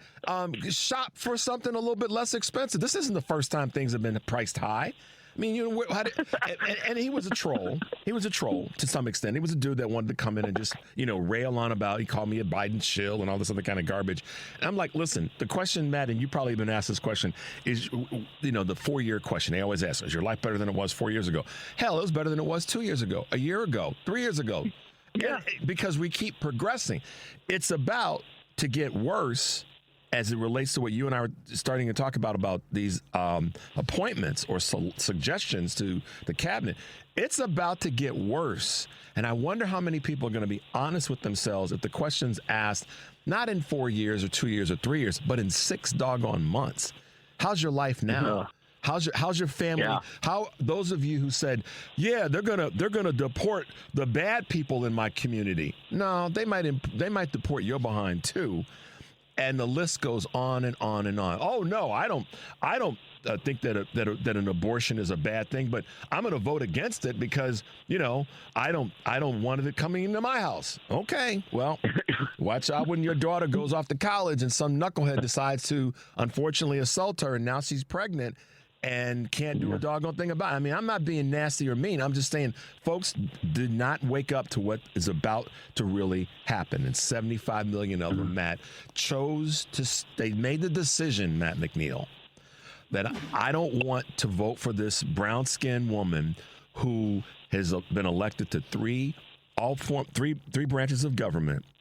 I would rather go with this guy over here who's proven to me, if I paid attention or I'm honest with myself, that he can't run a damn thing. But I'm going to vote for that because I don't like women and I don't like folks with brown skin. That's what literally happened. Well, first of all, I want to just go back. $8 box of cereal? What kind of imported German gravel and twigs are you eating in the morning, dude? That's on you. That's more of a lifestyle thing. You need to see a doctor. That being said, I'm far more bothered by the 120 million people that did not vote, registered voter, people that could have voted in this country that did not vote because apparently there was something on TikTok or a video game or just a book they had to read that was less important. You said it. In 6 months, this is not going to be the glory days of when Trump left office, when we had refrigerator cars at morgues because so many people were dying of COVID that you seem to forget about. This is going to be instantaneous. One of the things I keep telling people is if you have a roof you want to get done, if you have like a driveway you want to get worked on or anything like that, I would be calling and trying to get that scheduled and getting a specific price point now, because when those tariffs kick in, when he basically rounds up the undocumented workers who are the people that do that work in this country, that is immediately going to be far more expensive when he takes office, and it's going to be a lot longer before you can get it done. And that's not even talking about the ag sector, which is the dirty little secret of Republicans. As all these people out in rural America like to talk about, we are against undocumented workers. The real dirty secret is they're so dependent on undocumented workers to pick their crops and run their processing facilities that they basically don't want those people gone. They just want those other people gone. This is going to hurt everyone. And as you just said, Richard, in 6 months, this is going to be a nightmare. Yep. And that's why, circling back to where Matt and I kind of started on unity, is so important. And that is why we have to make absolutely certain we all do, if we are truly committed to this being as less painful as possible and an opportunity to move forward and change things in the midterms on a national level, is to get involved right now with local elections, local events, local organizations, arms linked like crossing the bridge in Selma, and make sure that we don't get splintered off. Because if we don't do that, I'm telling you, America, if we do not do that, then the pain is only going to get worse. We have to stay together. We cannot allow these little, penny ante things to get us distracted. We have to be willing to lean in, I think, Matt, every single day and call out the craziness and the bad behavior real time. So I'm hoping that folks are going to be plugged into that. And I'm hoping that Matt McNeil says, Richard, I want to come back and we can chop it up again in the near future, because I love your show. I love the work that you're doing. And I'm so glad that we're able to chat this morning, man. It's been great. What are your final words this Monday morning? Well, first of all, the privilege is all mine, and thank you, Chicago. I love being on the air down there, and this is an absolute privilege to be on your show. So thank you very much. Anytime you want me back, I am more than happy to make the time for you, my friend. All right, my man. Listen, Matt, have a great day and a great week, and we'll do this again sooner than later, okay? Absolutely. All right, man. Have a great day. Dante King. All I can tell you is what an illuminating voice, and one of the progressive voices that we will have to listen to as we go forward. Earlier in the month of December, he was with us to talk about his observations and upcoming events that we're all going to be facing, and the work that he's been doing for years in the space of progressive politics and progressive conversations. Here we are with Dante King. We always are excited when we have someone with us who is one of those big brain people and does great work out there to keep us aware of issues that are important, not to just select individuals, but to the greater society that we live in. And with us this morning is professor, author, and human resources management consultant Dante King. Welcome to the show. Good morning. Good morning. Thank you so much for having me. Absolutely, glad to have you with us this morning. You're a secret warrior in this conversation that so many people don't want to have in terms of what's happening in terms of DEI in America, better employment practices, better hiring practices across the board. But tell us a little bit about your background in terms of your work at Mayo Clinic and some of the other things that you've done out on the West Coast in the medical field. Sure. So I developed a curriculum, which was kind of the predicate for my first book, and now the second book that I'm releasing, titled Diagnosing Whiteness and Anti-Blackness. And it's really looking forensically at the colonial laws, state-level laws, and federal laws that developed and defined what it meant to be white, and what it meant to establish institutions that are modeled after a logic of whiteness and what it means to be white, and looking at how laws and policies were enforced for the benefit, upliftment, and stabilizing of people who are identified as white, as well as, because when we think about race or, the concept of white or black, these are just that. These are concepts. They're not real. They've not been defined legally or scientifically. And so when we look at the ascribing of rights and privileges, but also the taking away or apprehension of rights and privileges for people who are non-white identified, that's actually defining what those terms mean in terms of access and opportunity or the lack thereof. And so it's really a forensic look at race and how it also shaped the psychology and the politics and sociological aspects of our culture. So I have this thing, Dante, that I'm going to refer to as Doc. I have this thing, Doc, that I say a lot, and that is when somebody of your experience and knowledge is talking, I'm a note taker. I come from this old school of writing, handwritten notes while you're, in class, and you know what I'm talking about. So yeah. I have to force myself sometimes when I'm listening to someone like you on our show and not take notes and just listen. It's hard to not take notes because you'll say something and I'm like, oh yeah, I've been thinking about that for decades. And so kudos to you, because you just gave us like a baby masterclass. That I guess it's kind of not congruent, but you just gave us a masterclass on something that a lot of people don't want to talk about, and that is there's no such thing as in terms of scientific or legal definition of whiteness or blackness, as it were, And it's the only two designations. It's like the polar opposites, and then everybody else falls kind of in the middle. I mean, if you're Muslim by faith, are you black or are you white? If you were born in Mexico City, Mexico, and you live in the United States now, are you black or white? If you were born in Canada, in Edmonton, Canada, and then you move to the United States, are you now white because you were born in Canada because you're Canadian by color? And that is such a. That's right. Talk to us about that, because I need to shut up and listen and let other folks listen. Talk to us about that. Well, I think what you just expounded upon is the reality that these concepts and what they mean depend on people's training and how people have been programmed to associate meaning to specific words, concepts, who people are.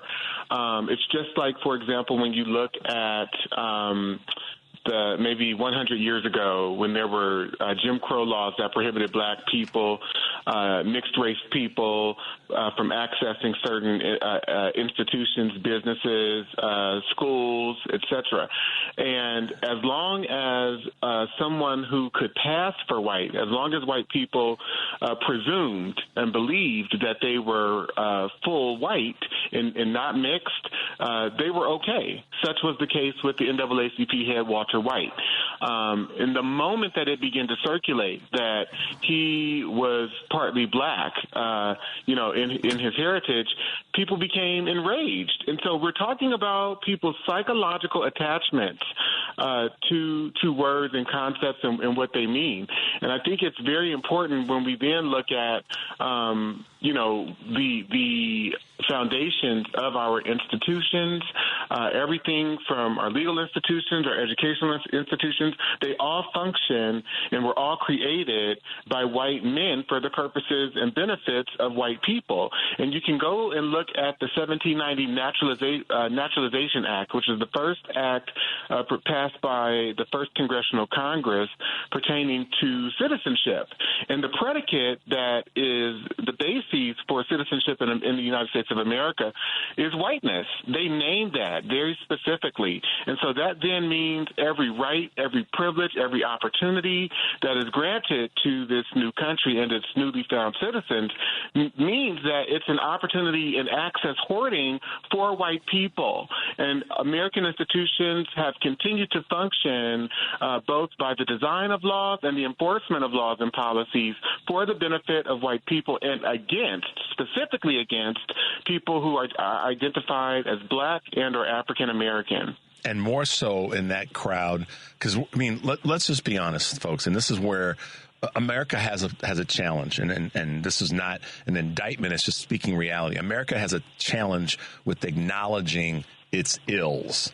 And in many cases, absolutely. And I'm not just talking about race necessarily or culture or gender, but in a lot of areas. And then that's when somebody from another country finds a way to come into our country. And I'm not talking about immigration and all that. I'm talking about they find a way to capitalize on our blindness. And that's one of the things that has been a deficiency of our country is its inability to acknowledge its imperfections. And as a result, it ends up the back doors, as I've said before, why are we fighting over crumbs, how the grass was cut in the front yard when the back door, the alley, the garage is wide open?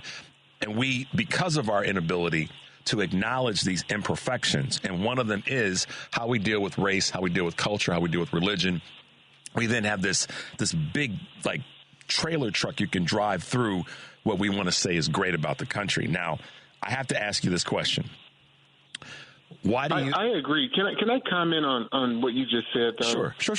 I'm sorry. Go ahead, Doc. Well, I think it's important to tease out in this moment exactly what you just said. And I want to register this person's name, not for the sake of critiquing him or his politics or anything that he stands for, but when we look at a person, for example, like Donald Trump, Donald Trump represents everything that America values and stands for. And I don't say that, to be smart or sarcastic, but when we think about the things that you just mentioned in terms of this country's history, the lack of accountability, it's a culture that is rooted and functions upon a foundation of narcissism.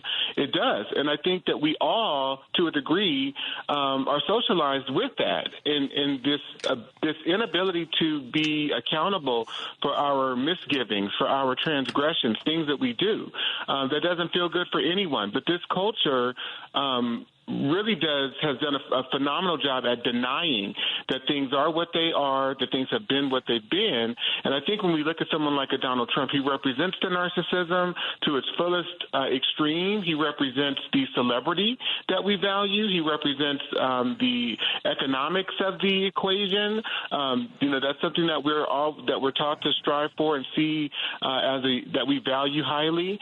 He represents the whiteness, the maleness. That is the epitome of the scale. And I just think we have to take an inventory of that and what our standards and values really are as a society. When people say, and Doc, thanks for slowing me down on that, because that's a point that does need to be teased out a little bit more and more and more and more.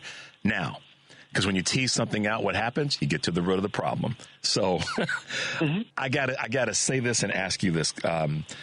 To your point about the country's inability to do that, and then this Donald Trump being the representation, the uber representation of the counterintuitive wrong of the country. He's perpetuating this belief that he's the right with the country, but in fact he's the wrong with the country, and people have lined up to follow that wrongness, and it's hypocritical to what many people think that they are really following. And in actuality, this is who the country is. It just proved it when 75 plus million people voted for this thing that they say that we're better than, when in fact we're not better than that, because we just said that we're okay with all of these things that are counter and hypocritical to what the country actually says that it stands for.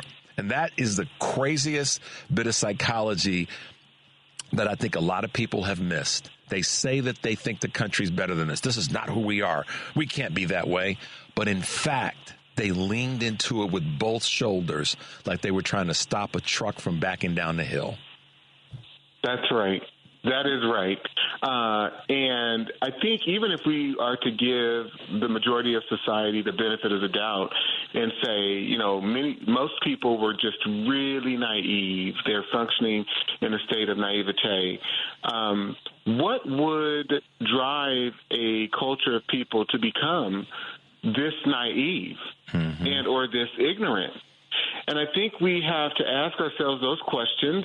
Much of it, at least in my view, is the distorting of history and the lack of teaching about the true history of this country, so that we understand what our mistakes, I don't know if I would even call them mistakes, but we understand what the evils and the ills were and are in this country. For example, there are 13 states right now requiring young girls and women to carry to term the babies of their rapists.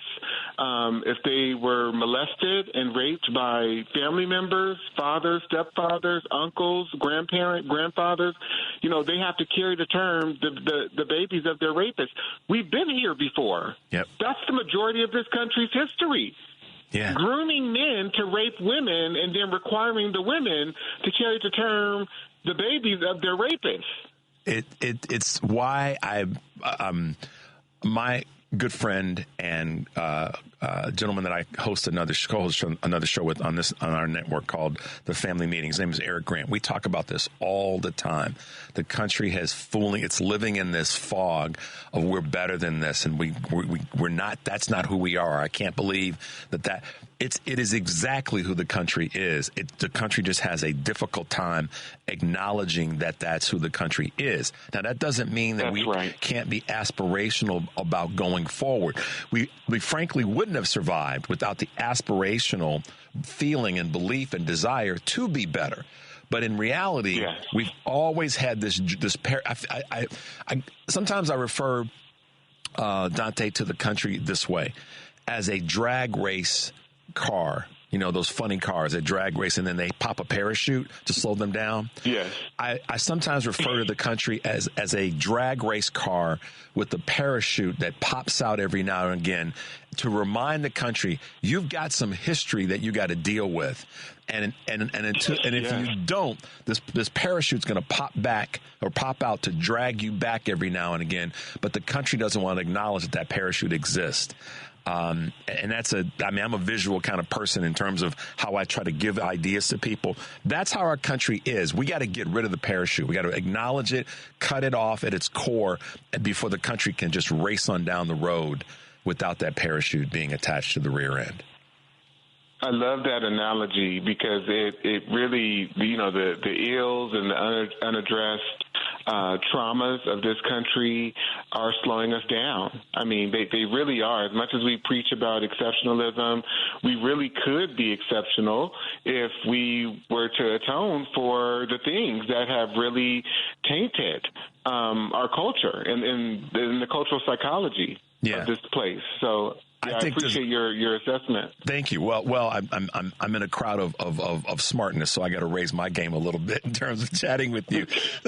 Listen, man, I want to ask you a question about something that's going on right now, and I think we saw it coming, and now it's in our faces, and that is companies are abandoning big companies, big name companies in an area of speciality for you, are abandoning their DEI protocols.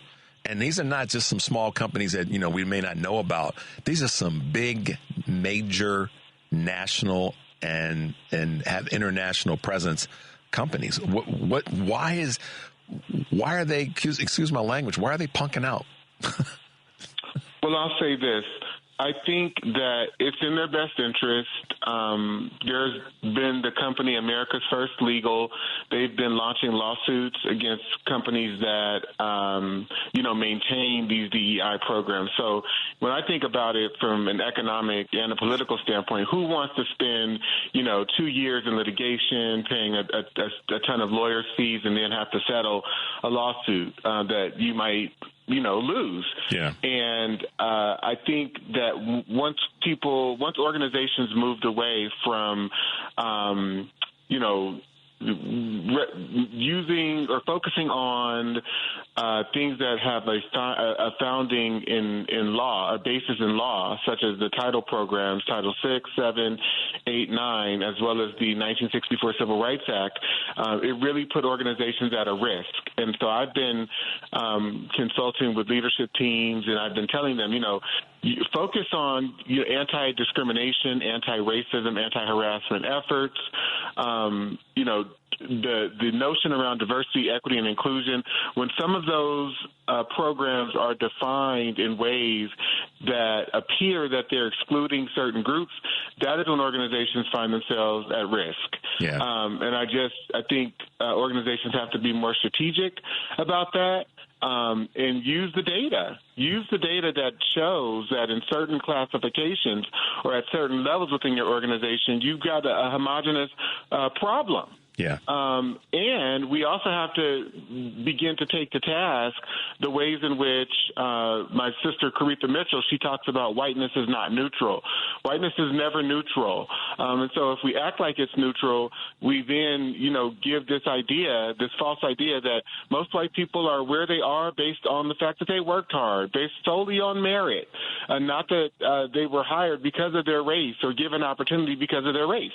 We know that is the case. And so we have to interrogate the realities of things like white misconduct, white underperformance, white mediocrity, the deficiency that may show up in ways where it allows us to focus most of our time and attention on non-white people and their mediocrity and their deficiency. And there's a grave imbalance there as well. And so it calls for us as a society to really interrogate the biases that we hold, both favorable and unfavorable. That's right. And we refer to that sometimes in the community as get your boy or get your girl. Call out the folks so that you can, the calling out process is about I think we can own that in a different way. And that ownership it's not to denigrate necessarily. It's to find a way to get to the core of something and then make it better. And irrespective necessarily of the community. And you as an African-American man and American, me is the same. I think that we've done a really good job of calling out our boy. And then I look at oftentimes in sports, because let's be honest, team sports in America, certainly basketball and football, a little bit less in baseball, are dominated by African American men and women, depending on if we're talking about the NBA, the WNBA. But one of the things that's clear is that those athletes are known for calling out their fellow players and making sure that they raise their game. And that's not to say that white players don't do that. I'm not saying that anybody that's listening and getting your undies in a bundle. I'm saying to what Dante King is saying, we have to do a better job collectively in the employment world of calling out the deficiencies, good and bad, or irrespective of group, a little bit better. And the country's got to do a better job of calling itself out, rather than just running down the road thinking, oh, we do nothing wrong. We're great all the time. We have no imperfections. We are just wonderful and perfect and yada, yada. No. The way to get better is to go, man, I shouldn't have eaten that third piece of cake last night. I mean, and so sometimes it's so basic, Dante, I think, and that it's so simple to be able to do that and then be able to grow from there. I mean, is that... And I'm not getting a little bit over nuanced, but I'm only because what you're saying is so important, and so many more people need to tap into this. Let's stop fooling ourselves, and let's get on the train of how do we really make ourselves better? And I applaud you for the work you're doing. You are spot on. It's not over nuanced at all. You are spot on. Let's be honest with ourselves, and we can address the problem. Do you think that you may? And this is one of those addressing an issue. It's put out there, and I wanted to wait and talk about this next week. But since I have you on, I have to ask you this question. There are some people that are advocating. Speaking of calling out our history, there's some people that are out there advocating urging President Biden to apologize for enslavement and take some other, essentially racial justice actions before leaving office. What are your thoughts about that? I mean, we don't need any more apologies. They do nothing for us. I think instead they need to pass a bill around the monies that are owed to us. America has a line item on its balance sheet that goes directly to black people in this country. And it's not, people call it reparations. No, these are things that are owed to us. When we think about, for instance, President Abraham Lincoln signing into law the Homestead Acts, where with white people, he signed it into law when they were citizens. They were the only ones who were citizens. That was 1862.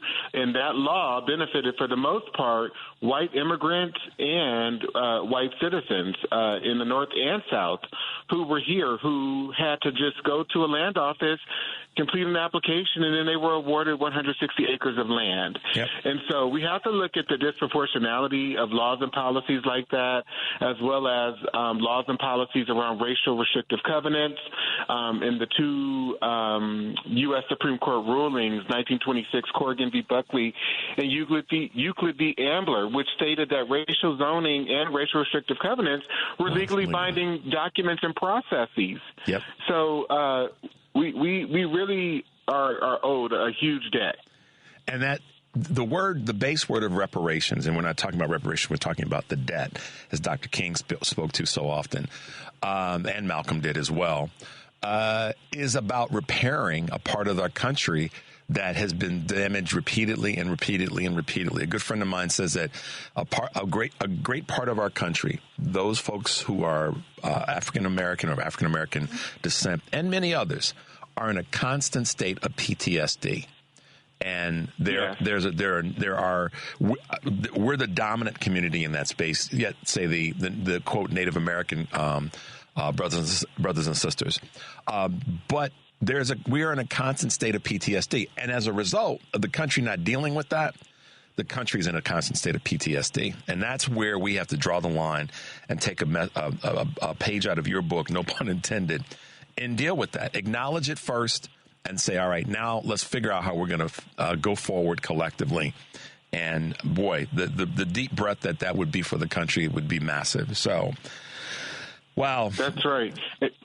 And I'll just say, if I can, you just captured the essence of my book that's coming out in February. I actually produced a docuseries about it, too. It's called Diagnosing Whiteness and Anti-Blackness, White Psychopathology, Collective Psychosis and Trauma in America. We are all suffering and in a collective psychosis and trauma.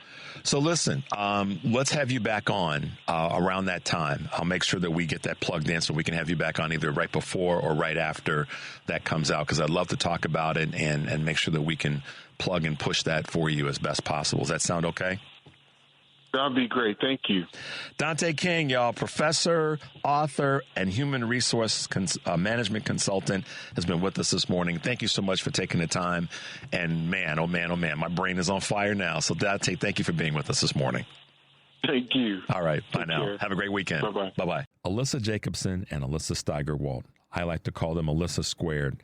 They were with us in early December to talk about their new organization and the ERA and its importance to our country as we go forward in 2025 and beyond. Here we are with Alyssa Jacobson and Alyssa Steigerwalt. Equality ERA Now is a grassroots, there's a key word, grassroots movement co-founded by Alyssa Jacobson, we'll call her AJ, and Alyssa Steigerwalt, we'll just call her Alyssa S. Welcome to the show, ladies. Welcome to Choose Views. Hi, thanks for having us. So here's the thing. I want to make sure that I don't talk over you guys, and I know I'll probably have questions and comments along the way. But for those who are listening, we have Alyssa Squared this morning. We have Alyssa Jacobson, Alyssa Steigerwalt. And I was saying to Devin, our engineer this morning, I said, gosh, that must be interesting sitting in a meeting with them and going, so, Alyssa. And then, Alyssa. And I'm sure you guys have had someone say that to you dozens of times over the years. Yes. Oh, yeah. Yes, we always say, just say Alyssa, and one of us will respond. There you go. So I'll give you guys the mic, but welcome to Choose Views and welcome to WCPT.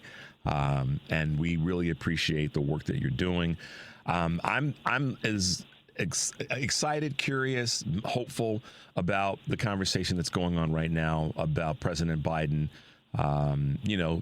We had one of our listeners send to me this morning the link about President Biden publishing the ERA and direct the publication of the Equal Rights Amendment as the 28th Amendment of the U.S. Constitution.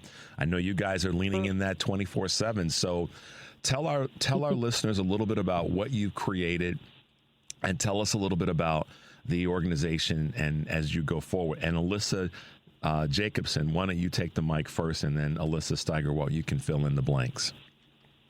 Right.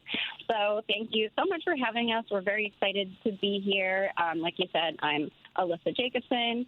I'm here with my colleague, Alyssa Steigerwalt, and we started this grassroots movement after the election because, like so many people, we were searching for a way to channel our frustration and to fight back. Everyone kept saying, it's time to act, time to get organized. So this movement is our answer. Alyssa Steigerwalt. Yeah, and we actually, for anyone who is interested in getting involved with a grassroots movement and channeling that frustration, we meet weekly right now. We actually have a webinar tonight, one of our weekly public webinars, and that's a great place to just sort of get involved in this discussion and sort of figure out how you can take action. So we have that at 9 p.m. Eastern Time. And if you're on social, we're Equality Era Now on TikTok, Instagram, Facebook, and you can actually find the link to our webinar there in our bio, as well as everything else you need. So, yeah, we'd love to have anyone involved who would like to be. So right out of the gate, one of the quick things that pops into my mind is, you guys got this started since the election, but I know that prior to the election, this was something that was on your minds, and it's a conversation that, irrespective of who won this national election and who won the Senate races, the House races, state legislatures, and all the rest, that it's an important conversation. It's beyond important. It's something that should be equal rights should be enshrined in our Constitution.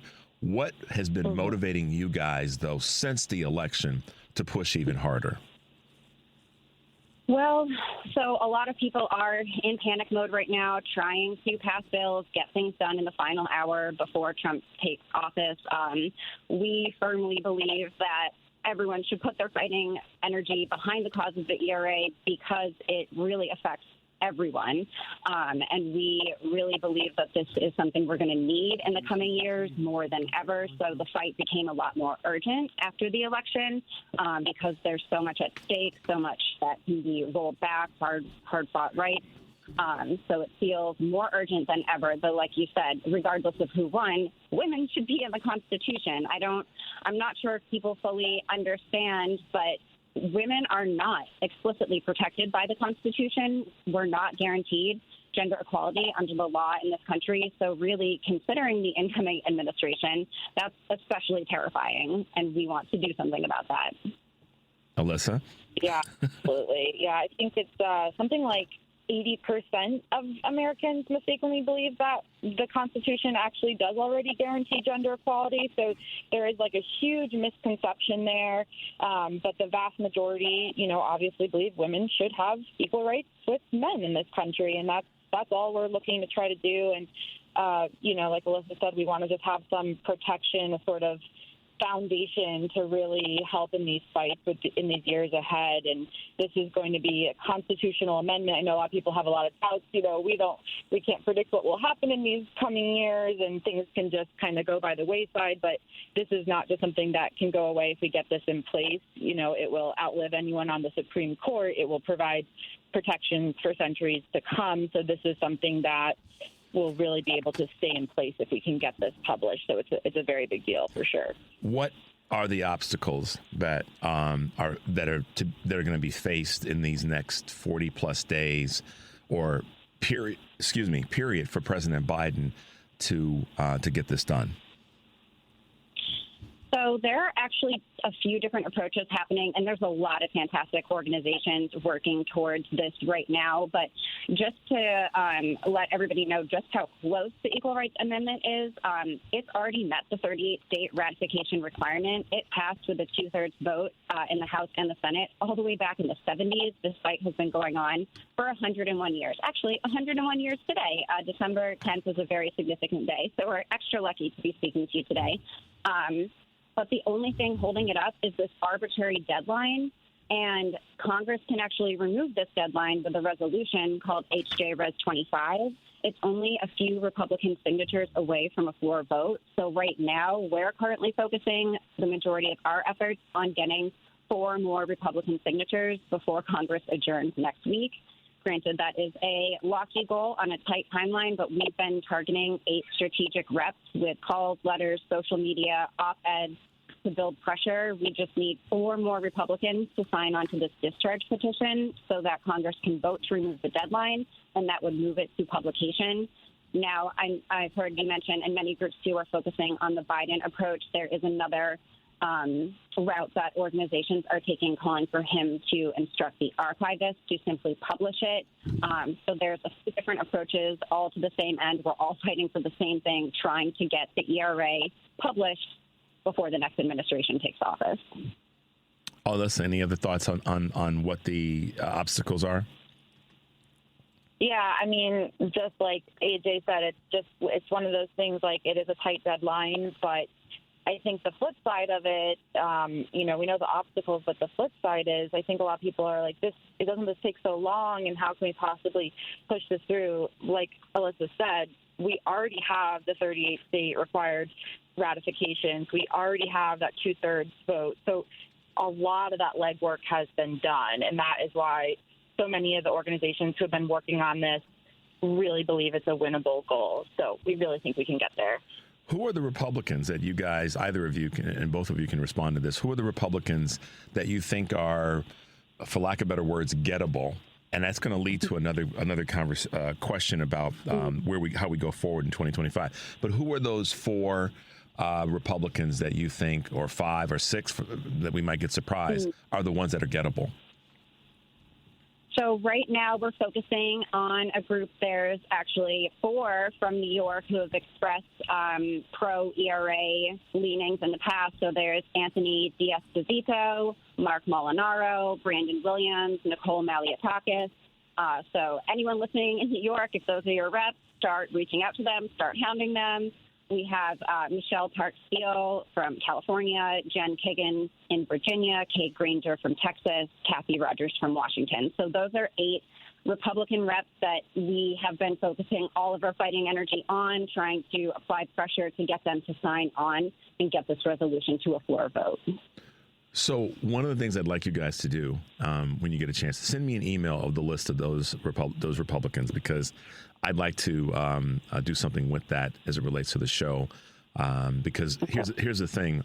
As I said this before you guys came on, that part of the work that we should be all doing in the progressive liberal democratic conversation is calling not just our representatives and senators, meaning blue, if you will, but those that are, for lack of better words, on the other side of the aisle. We should be letting them know, as much as we contact our own people, hey, we need you to step into this legislation, not just with the ERA, but with all legislation that's going to be beneficial to all communities in the country. And I'm a big proponent of that. Don't just call the people that we know, call the ones that we don't know, to get them to understand that, hey, listen, I'm in Chicago, but I'm calling you as a representative in New York or California or Texas or wherever to let you know we are watching you and y'all need to step up your game. And this is one of those opportunities, I think, for all of us to call those 8 representatives in the House to make sure that they understand, hey, we're watching you. What do you guys think about that? That is what our whole movement is. Yeah. No, totally. Yeah, that is what we're all about. And in our bio at our Poly Era now on social, we have a link actually right to that toolkit, which is exactly what you're talking about, Richard. It is the phone numbers of those reps, their DC and their home office. It is their emails. It is their social handles. And there are scripts right in there for how you can contact them, just a simple copy, paste, or read this. And you're exactly right. We have to make our voices heard with them because they need to hear what their constituents want. And this is hugely popular. So, yeah, absolutely. Yeah, I mean, I think sometimes that we get caught up, and this is just understandable, of calling our representatives. And I've even said it myself, so I can take some of that responsibility to call our representatives, meaning the ones that are specific to a district that we're from or our state. I think that we as progressives have got to broaden that now and say, you know what, I'm going to call the other side as well, because it's probably unlikely that members of their constituencies aren't calling them to push them to do the things that are good, that are better for the good of the entire country. So one of our superpowers going forward, and you guys seem to have already created some of this, is for us as Democrats to call Republicans and say, hey, wait a minute, you need to do better, because they're not used to that. They're used to getting the glad hand calls from their constituents. So I'd love to get that link. I know you guys will send me a trove of stuff, because I'm going to definitely repurpose that and get that out to our listeners and our followers. And for those who are listening to Alyssa Squared this morning on our show, you guys have to email me so that I can then send you what they send me, so that empowers you guys as our listeners throughout the country to make sure we're furthering the work that these 2 wonderful women are doing. I mean, I'm so impressed that you guys put this together, groundswell, grassroots after the election, and you're up and running and you're making things happen. Is it good medicine for other folks to take on not similar issues, but other issues in a similar way and start something just like you guys have done? Yep. We keep saying, turn your anxiety into action. I mean, this movement would be a testament to just how many big feelings we had after the election, and we needed somewhere to put all of that effort. And instead of doom scrolling and falling into despair and just letting that consume us, we said, we could turn this into positive action and work towards meaningful change. And along the way, we're really going out of our comfort zone. This isn't our background. We've learned a lot. I hadn't personally really called any reps before, and now I call them every day. And it's just something that I think is great for the American people to start learning how to find their voice and contact the people that are supposed to represent us and work for the people. So it's a really good practice, and I encourage everyone, even if it doesn't sound like your cup of tea, like it's not something you would normally do, not something we normally would do either, but, these are interesting times that we're living in, and it's time for all of us to rise up and work towards our collective voice. So we have, like Alyssa said, all the scripts. We'll get everything to you, Richard, to share, and we're hoping to just make as much noise as possible so they have to listen to us. I like that. So they have to listen to us. Well, and I appreciate you guys saying it that way, and not from a position of arrogance, but from a position of how do we move things forward. We have a ton of listeners. One of our listeners and contributors to the show, her name is Karen Byrne, and she and a good friend of hers have a podcast. It's called True Blue Politics Podcast, and they started this thing a year ago with the goal of being to do as much as they could to lean into the conversation centering on the election. Here we are now, and we did not get the outcome we wanted. But I've said this so many times. It doesn't mean our ideas, and I've said this for a long time, but week before last, David Jolly was on MSNBC, and he said the thing that can't happen is we can't think that our ideas lost this election. Our ideas are better. They're right. They're on point. Why would we not want to have equal rights for all citizens in the United States of America? How could we live in a society where we didn't have that enshrined in our quote unquote most powerful, federal document, which is the Constitution? So I applaud you guys for taking up the mantle and saying, got to do something with this frustration and this outcome that's going to benefit the entire country. What and what that's going to represent to so many millions of people throughout the country. So you guys are definitely on to something. Are you getting a lot of support from new followers? Are you getting a lot of support from organizations? What's happening in that space? Yeah, we've had such great opportunities to connect and collaborate. There's so many wonderful groups that have been doing this for a long time. Like I said, the ERA has been a 101-year-long fight. So there are some really great, well-established groups, and they have been so helpful towards us. It's really been a wonderful opportunity to connect, share resources, pool ideas, and so the collaboration has been amazing. And then on the flip side, just getting new people to this movement is wonderful, seeing their energy and getting their fresh ideas. We kind of like to say that we're bringing in a fresh new energy to this fight that's been going on for a century, and we have a lovely mix of people who have been doing this for decades and people who just got started yesterday. So we're just trying to bridge the gap and bring everyone together, and it's been really powerful. Alyssa, would it be fair to say that find something that you're passionate about that's important to the country, and even if it's a local issue, and then get involved, start it yourself if you have to? Yeah, absolutely. And, so much of this, too, is forming community, which we all need so much right now. And we hear that again and again every time we have a new team member join. They're like, I also just want to be amongst people in my community, whether, that's near or far, but just people who are like-minded and kind of understand what you're going through. So you're kind of accomplishing a lot at once. You're fighting the good fight and you're forming community. And we just think that's so important right now. That's great. I have to give another shout out to one of our other regular contributors to the show that helped put this together, and that's our good friend Kurt Mullet. From Hoosier Blue 63 in little old central Indiana. I mean, you guys have seen, he's doing some serious work. And I don't know if you know this or not, but he's thrown his hat in the ring to be part of the leadership for the Democratic Party there in his town in central Indiana. But it's folks like that and folks like you that have said, doggone it, I'm just not going to sit idly by and not get involved. And that's where the good stuff is because then you find, to your point, both of you, community. All of a sudden, oh, wait a minute. Yeah, our ideas are better. And 5 more people have gotten involved, and then 5 more people have shown up. That's how we take things back. We start local. what do you get? Yeah. Right? Exactly. So Yep. true. Go ahead. And Kurt's fantastic. Coming across him, meeting people like Kurt has been a true highlight of this experience. So, yeah, we start locally and we build out. Now we have people from states all over the country adding their perspectives, and we're hoping to just keep on building on this momentum. Yeah, I'm excited about what you guys are doing, and I'm glad to be able to have you on the show this morning.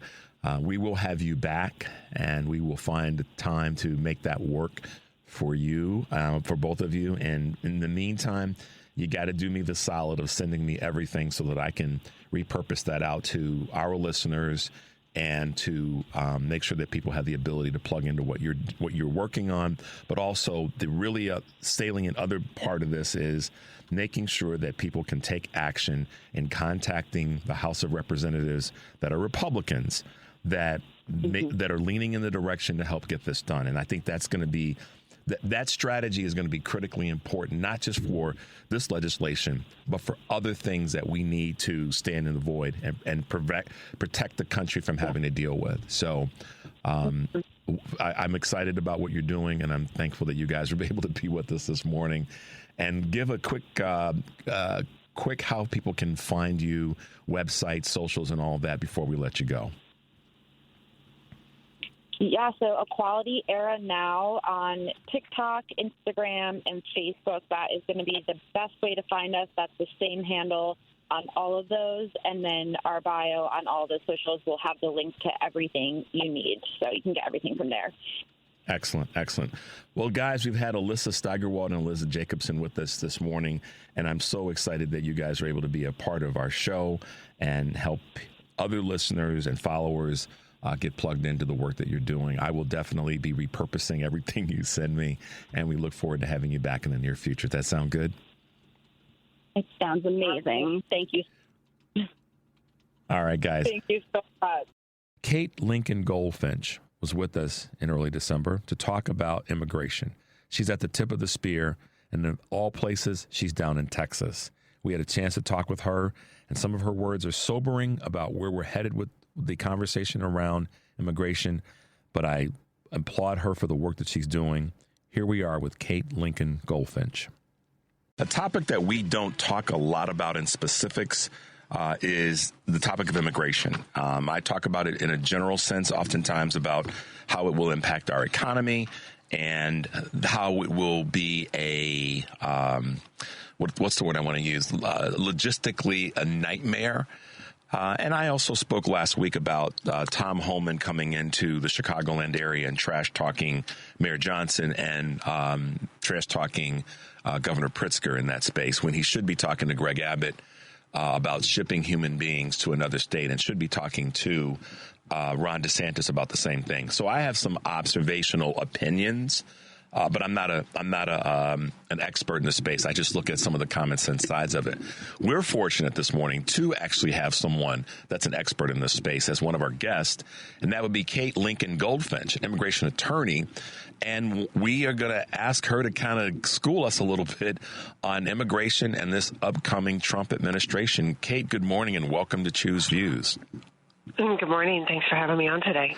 Absolutely. I mean, the intro I gave you was by design because I have taken the position that it'll be a logistical nightmare. We know the economics behind it, but at the same time, you can't have people like, as you probably saw, Thom Hartmann, the first city that he decided to go and launch his vitriol in was Chicago. He came to the city last week and said, the Mayor Johnson and Governor Pritzker, he used a descriptive that I don't have to repeat here. But he's talking about get the hell out of the way or I'm going to prosecute you.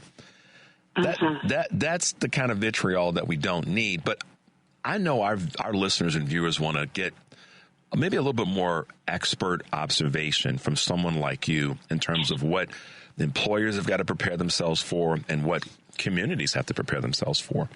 Yeah, sure. It's a lot coming and a lot's going to happen really fast.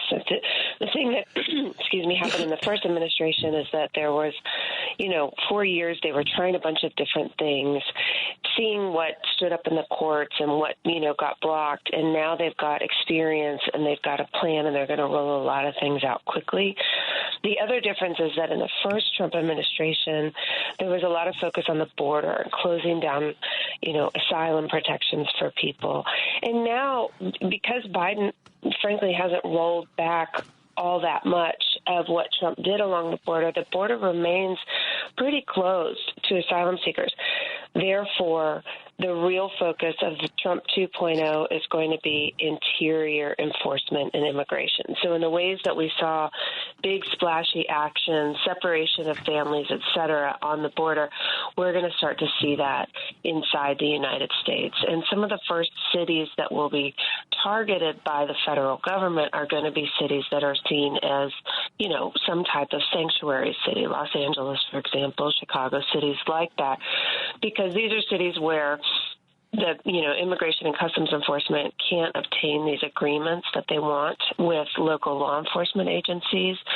So they start to go in there and conduct more activity, which looks like, picking up people who have outstanding orders, picking up people who are within the criminal justice system, but also just conducting worksite raids, just going to the supermarket where there's a lot of immigrants who shop there and stopping people, asking them for their papers. And this is what we're going to start to see, I think, very quickly.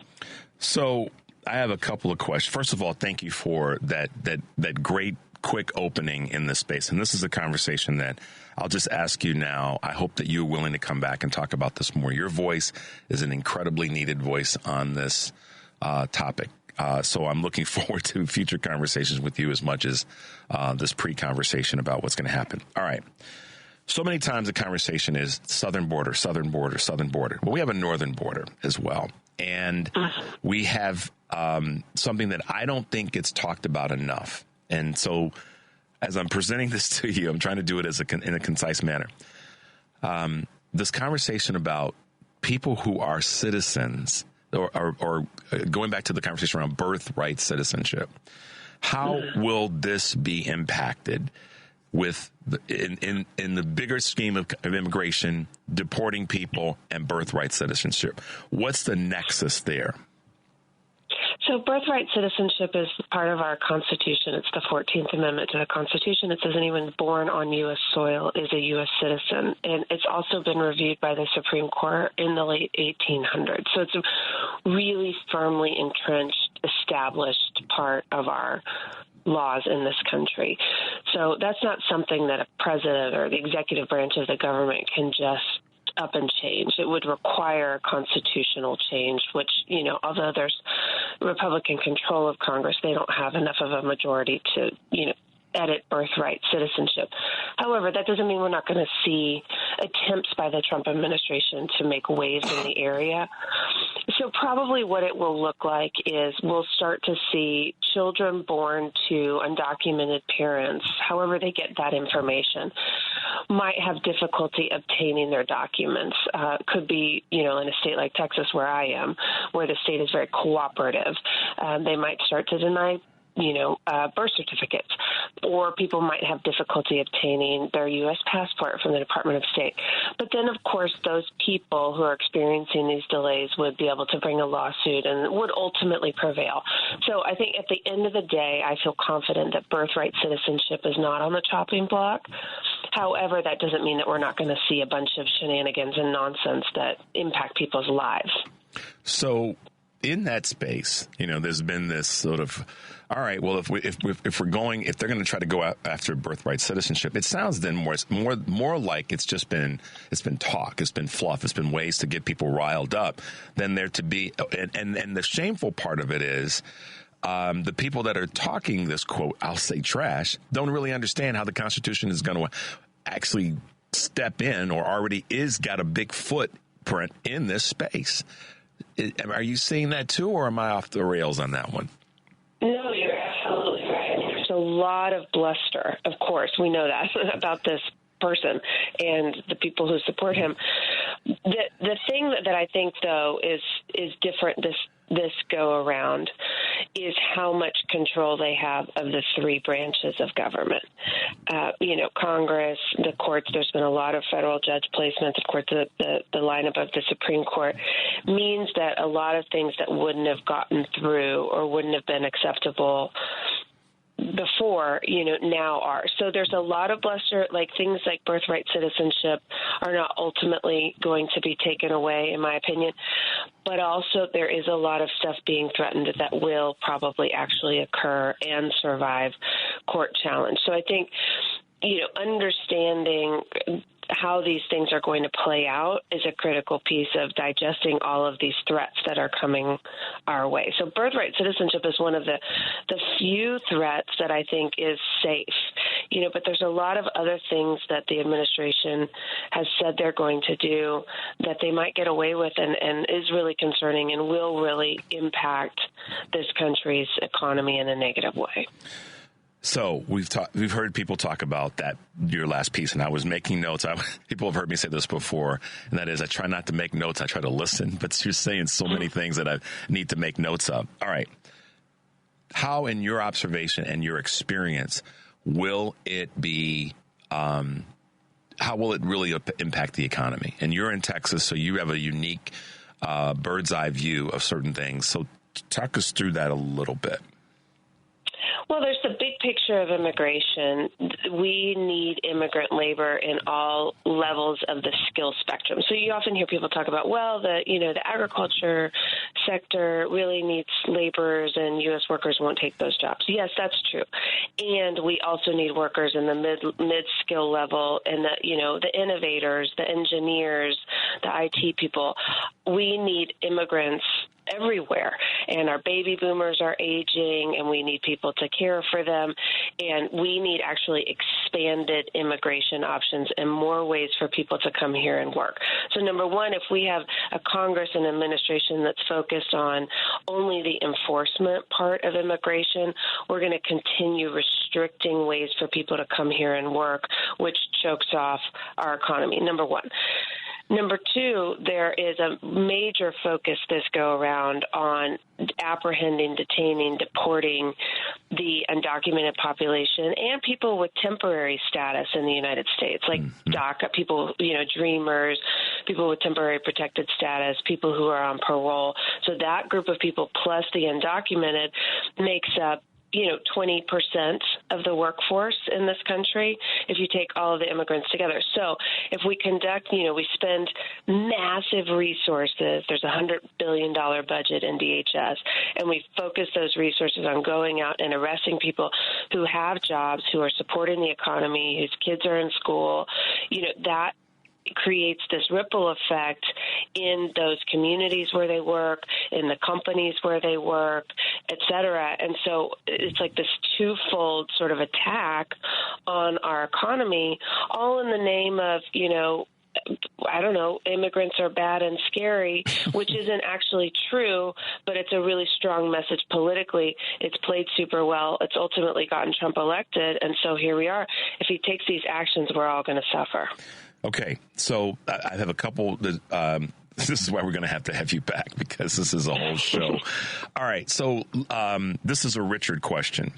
I'm African American, male, and a lot of folks that I've talked to in the black community have said I'm not worried about this because, let's just be honest, from a purely history standpoint, we've been here for a long, long time. We have generations of black folks, post-enslavement and pre-enslavement, that have been here for a long time.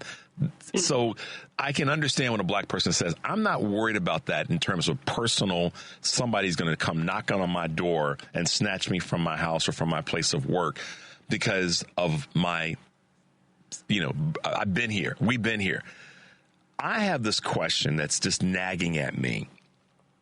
What about people because when we talk about the border, people always say, Kate, the focus is the southern border and not even the northern border. But more importantly, what about people that have come here from European countries? How is that going to play out? Because as I see it, I don't look at the southern or the northern border or the southern border specifically and go, that's the problem. We have other we have other folks that are here in the United States from other parts of the world that are not brown-skinned people. It is such a big topic, and I think ultimately why we should all care is that what this comes down to is racism and xenophobia. That's Come on, why Kate. this message is playing. Come on, Kate. Preach, lady. Preach. So I think what we're going to see in these apprehensions and these detentions, of course, is the utilization of racial profiling. How else is a police officer going to suspect someone of illegal entry if they don't actually watch them walking across the border, other than using racial profiling? And none of us should accept policing through racial profiling. So, therefore, all of us should care. I mean, economic questions aside, this is just not the way to run a country. And ultimately, at the end of the day, what's underneath all of this? Why is there resistance to immigration, to people who are different than us being in our country? It's because we're afraid of people who look and sound different.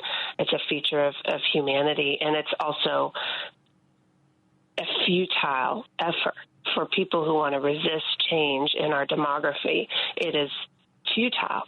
So we're just going to keep having this battle, and I think all of us, of course, it's incumbent upon all of us to resist anything that looks and sounds and feels like racism, which this is.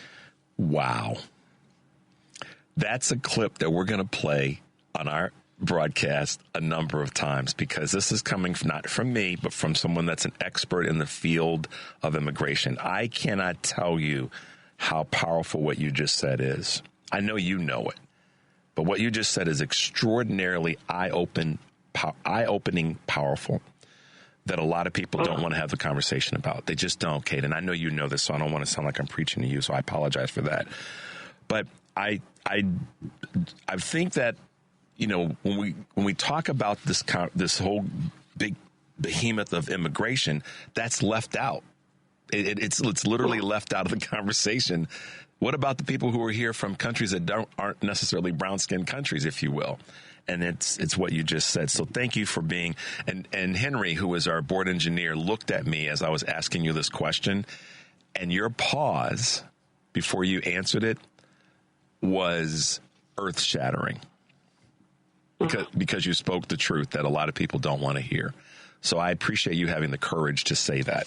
It's not an easy thing to deal with, but that I appreciate you having the experience also and the courage to speak to that case. So kudos to you for that from little old me. But I give a kudos where they're due, and I know that took courage to say it that way. Let's talk about one other part of this, and as it relates to another little elephant in the room. What could the Biden-Harris administration have done differently and or better in this period of time? I mean, listen, it's an elephant in the room, and I'm not afraid to go, hey, we know that there's some conversations about what didn't happen, what could have happened, and so forth. Your observation, just objectively as a professional, what do you see? And then how do we leverage that to go forward? I think the first thing is the messaging. There was just sort of a void of communication on this side of the conversation, why we need immigration, why immigration is good, why are people saying that immigration is bad, what's underneath all of that. There were very few people within the government having that conversation. They were just glad when they didn't have to talk about immigration. That's sort of how they ran it in their administration. Meanwhile, the other side is just this loud drumbeat, anti-immigration, drug trafficking, human trafficking, immigration equals danger. And nobody was countering that conversation on a regular basis. So it created this belief. It allowed it to grow within our country. And then also the policy rollouts were very slow. So, I mean, on the one hand, I understand the Biden administration had its back up against the wall, and everything they did try to roll out got, blocked in the federal courts. I mean, it wasn't as if they could have done a whole lot, with what they had in front of them. However, the Biden administration didn't do a lot early on in his presidency. So there were some, few and minor actions later that, for example, there's this, keeping families together parole program that would have allowed spouses of U.S. citizens to get their green cards without going through this like ridiculous 6-year process that they have to go through. And Biden, passed it, announced it in August of 2024. Mm-hmm. Of course, it gets blocked in the court, and there's no time to even appeal the decision. So it's not, too slow, not enough, but ultimately just not even really talking about it enough, is my opinion.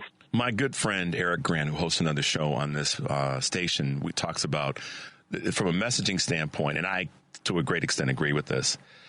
What you're doing, if people don't know about it, then they don't think you're doing anything. And so going back to your first part of your answer, my wish is that they had said exactly what you said, which is, look, these are the things we're up against, y'all. These are the things that they didn't do.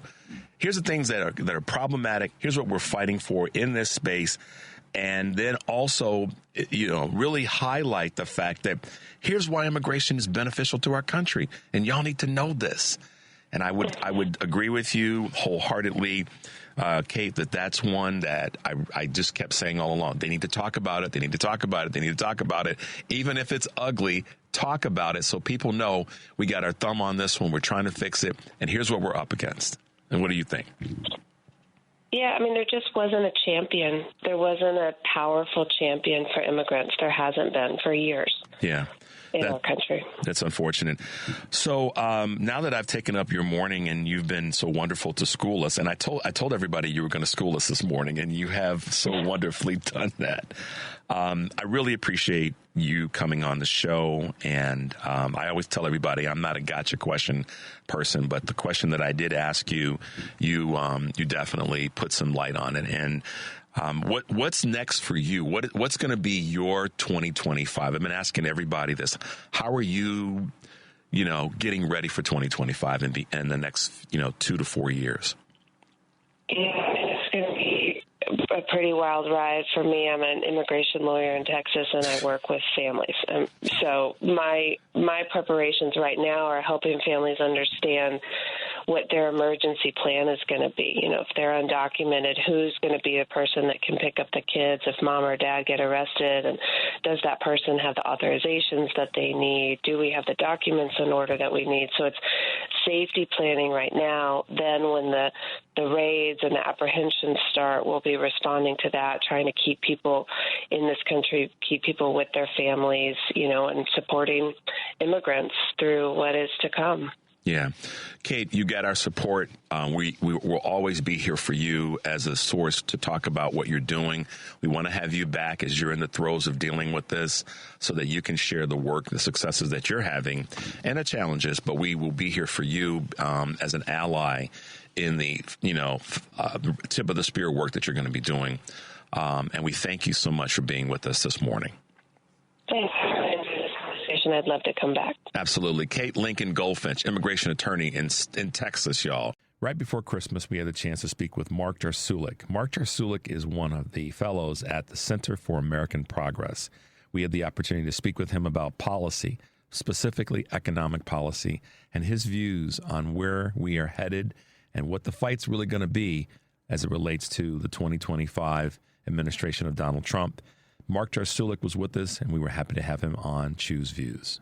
So this is the thing that always makes me smile, and I, try to humble myself to the fact that I've said this before. I know a lot, but I don't know everything. We've got people who are experts, whether it be in antitrust law, whether it be in our economic regulations, whether it be in our immigration space. And this morning, we have a gentleman that's going to be with us that we're going to talk about an issue that was very specific when it comes to pricing and price impacts. And from the Center for American Progress, we have with us this morning Mark Jarsulik. Good morning, Mark, and welcome to Choose Views. Good morning, Richard. Delighted to talk to you. Thank you. Can you hear us okay on your end?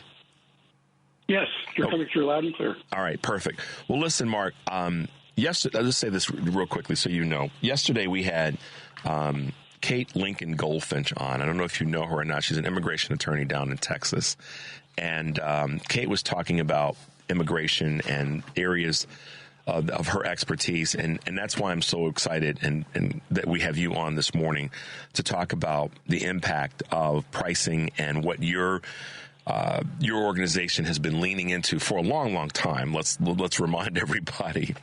But also in the sense that you have kind of your thumb in the middle of this pie when it comes to grocery prices and the impact that they've had and will continue to have on our economy. Talk to us, I know broad question, a little bit about what you're specifically leaning into with this Albertsons Kroger decision and grocery prices. Well, Richard, as you probably know, Kroger and Albertsons are two of the largest supermarket chains in the country. Between them, they have about 5,000 stores, and they propose to merge. That is to, become one company. Yep. And the effects of that caught the attention of the Federal Trade Commission under Lena Khan. And the reason it caught their attention is that because these companies are big and often dominant players in local geographic markets, a merger would have effect on the prices that people paid for groceries. And so the FTC brought a suit to block that merger. And they had good reason to do so, I think. Well, let me ask you this question, and I know we've talked about this merger during the course of the year, but help me remember what was said by, was it the Kroger, one of the Kroger C-suite people, I can't remember his name now, that during COVID, or in the height of COVID, and since, the decline of the impact of COVID, he did admit, in part, am I correct? You know where I'm going with this, that their prices had been set high and that they hadn't really retreated yet from that space. Do you know what I'm talking about? I do. One of the ways that people follow the behavior of corporations like Albertsons and Kroger's and others is to look at the margin. That is the percentage amount they mark up their costs when they're determining retail prices. And the FTC actually did an interesting report before this suit when they were looking at grocery prices in general. And what they discovered is that during COVID, large chains raised their markup, that is, raised their margin from a previous peak of 5.6% in 2015 up to 6% in 2021 and up to 7% in 2023. So you raise the markup, just by a few percentage points. That amounts to real money, both for the corporation and for the people who are buying their groceries in their stores. So, okay, this is a little bit of a political question. I know that you have to be, in many ways, neutral or bipartisan. Why didn't America know about this as a real conversation when people say, but Richard and Mark, the price of eggs is too doggone high? I mean, why didn't we know about this, that it actually took place? This wasn't made up in a lab. It wasn't something that the Democratic Party or the Republican Party created. This was a real thing that happened. Where did the ball get dropped there, Mark? Well, it's very difficult when you're looking at any industry, like the grocery chains are part of a food distribution industry, unless you know the details of how that industry is organized and what it does. And finding specific data is not easy. The FTC wrote its report in part because it had access to information that it requested from industry participants. And while they wrote the report didn't get an enormous amount of play. But I think we need to be careful here because I don't think we want to try to explain the very large increase in grocery prices during the COVID pandemic exclusively by increases in margin. Right? There was behavior on the part of corporations, but there were so many disruptions in supply and transportation in labor markets that actually contributed to the very large run-up in grocery prices. And it was easy, in a sense, for the behavior of corporations to get lost in that environment. Mm-hmm. That is, what they were doing was a part of a much larger increase in price. It certainly advantaged them. It certainly disadvantaged their customers. But it was kind of an opportune moment in which to raise their margin. Got it. It's a complicated issue, and there were other pieces that made it even more complicated. And sometimes, I know you know this, and you're a professional in this space, and you've got a great career in this space. It can get complicated, and people don't like complicated stuff. I mean, is that a fair statement? Everyday folks don't like complicated stuff.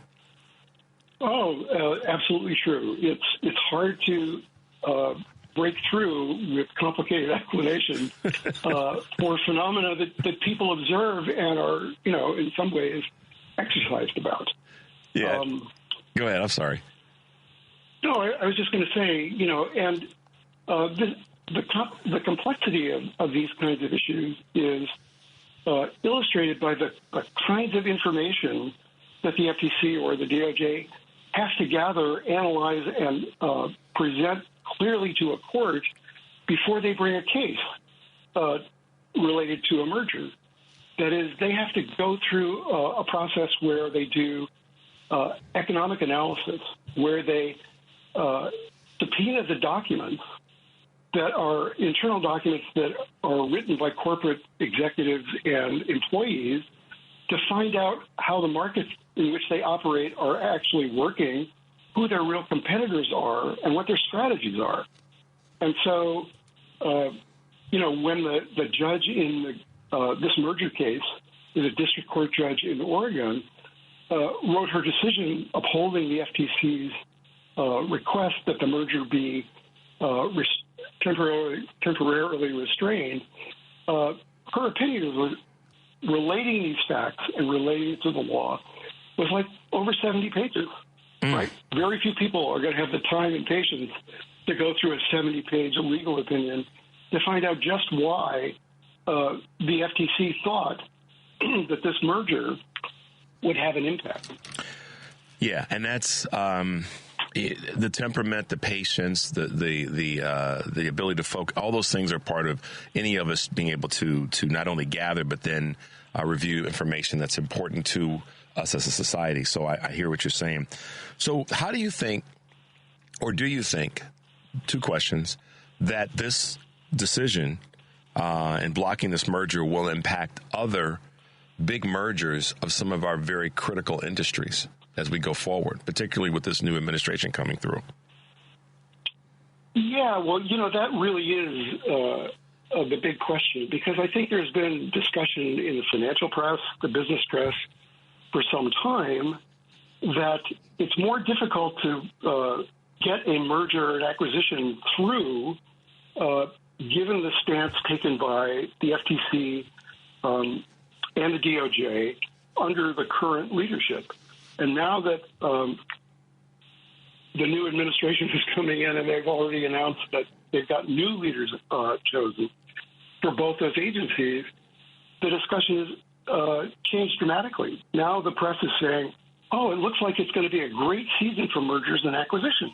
It looks like it's going to be much easier to buy and consolidate in various industries because the federal watchdogs are going to take a more relaxed attitude. By virtue of the people who are in leadership of those agencies, and this is, this is where I think, and you can add something to this, or you can correct me for what I'm about to say.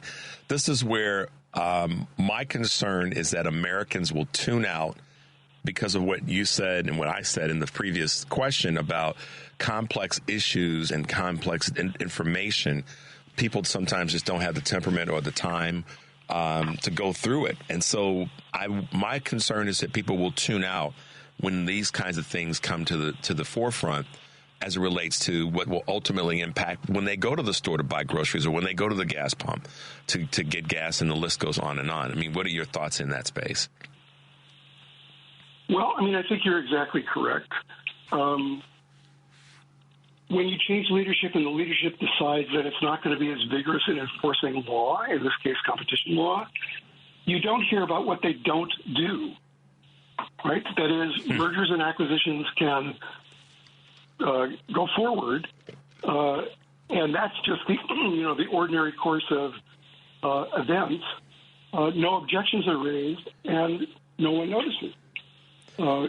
We've heard so much about Lena Khan and the leadership at DOJ because they've been very vigorous in enforcing competition law. And in the process, they've saved people money. But when new leadership decides that they're just going to stand aside and let consolidation take place, no one is going to know that. Yeah. So, Mark, you've been in this space for a long time, and I always like to know how someone got to where they are and what's their history, what was their on-ramp. And, as a senior fellow and chief economist for the Center for American Progress, what took you down that path? How did you end up being where you are at this point in life? Well, I will keep this very short. I was an academic. I was teaching economics at the University of Notre Dame and actually living in Chicago. No, you didn't. Very happily. Did you live in Chicago? Yeah. Oh, I lived man. in Chicago for about 10 years. Right on. And I miss the city tremendously. Well, come on back, man. Come on back. We have you in studio. Seriously, I'm not joking. You've been here. You got to come back, man. Get on a flight and get here, and I'll pick you up, and we'll chop it up. But I'm sorry, you kind of geeked me there for a moment. Notre Dame. Yeah, Notre Dame. For some reason, I had the idea that it would be fun to go to law school, and I did. And after going to law school, I practiced both antitrust and securities law, both in the government and in private practice. And then went to, I worked for a while on the Hill at the banking committee, and now work at Cap. That was a very good edited version. Yeah. Well, okay, so I'll be a little bit, I don't know, loving my home. What is it? What do you miss about Chicago when you were here? What do you miss now that you're not here? I think Chicago has a great mix of the things that you want in a big city. That is a variety of activities, people, events, and kind of landscapes. But it's also a city where ordinary people can do reasonably well. It's not some place like Manhattan where you can't live there unless you have incredibly high income. It's not like the District of Columbia where it's a kind of company town. Everybody directly or indirectly works for the government or someone who has a relationship for the government. But it's a city of variety and opportunity, and I really, really miss it. Yeah. And believe it or not, I also miss the Midwestern weather. Well, Mark, one of the things that you bring to the table is your experience and your ability to take complex conversations and break them down for people to be more plugged into that. And that's kind of one of your superpowers. And you, this morning, when you said earlier that, just Ms. Khan's, I guess, ruling or reading on this subject of the merger, you made it clear that these things are complicated. These things do have a lot of text to them, but they're important to read. And this takes me back to a question. Have we lost our way when it comes to civics as a country? And lost our way is a big state. Where are we? Maybe a better question. Are we when it comes to civics and understanding how things work? Well, I wish we collectively knew more and were focused more on the facts. Instead of looking around for someone to blame or some hidden action, that explains what we're observing, I think if we paid more attention to the facts on the ground, we'd be better off. And, you can relate this to the competition story in various ways. And you can talk about it in fairly reasonable detail. For example, this merger in Chicago of Kroger and Albertsons was going to mean something to the people in Chicago because these are big chains that compete with each other. They compete with each other under banners in Chicago.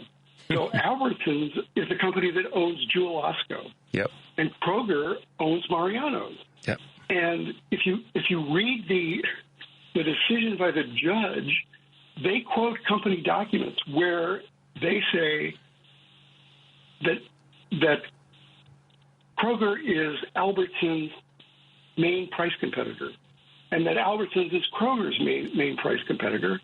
And there are documents that say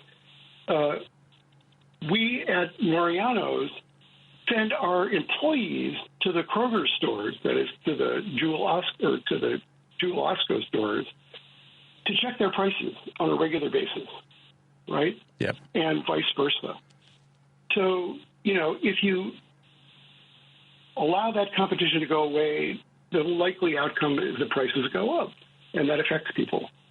So, if you can get people to focus on those kinds of facts, to recognize that these kinds of abstract policies related to competition and market structure affect their pocketbooks at an everyday level, and the structure of competition is taken into account by the business people who set the prices that they pay, I think you get a different view on the importance of someone like Lena Khan. Yeah, that's a good way to summarize that. Listen, I was serious when I said, you got to make it back to Chicago. We'd love to have you in studio if that ever were to work out. But in the meantime, I definitely want Mark to be able to have you back on, because your message and your commitment to this conversation is something that's going to be, it's been important prior, but it's going to be really important these next 2 to 4 years. And I'm hoping that that you'll be willing to be back with us to kind of give us an update of some of the things that you're seeing, not just with individual legislation like this Albertsons Kroger decision, but with others that are important to our economic policy. So thank you so much. And let me ask you this one last question. Is there a way for people to get involved, regular, everyday folks, to get involved with the Center for American Progress? Is there a way for folks to kind of say, hey, I want to raise my hand. What can I do? How can I be part of the organization or do, work with the organization? Is there a component there for that? Well, I would suggest that people take a look at our website. We spend a great deal of energy and time writing and reaching out to people about things that we think are important.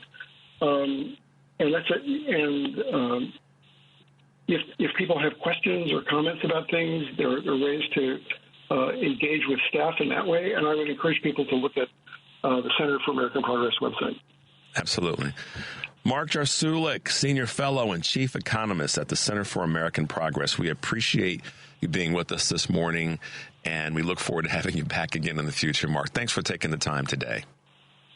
Great. Wonderful to talk to you, Richard. You too. Have a great holiday season and stay safe, okay? Yep, you too. All right, bye now.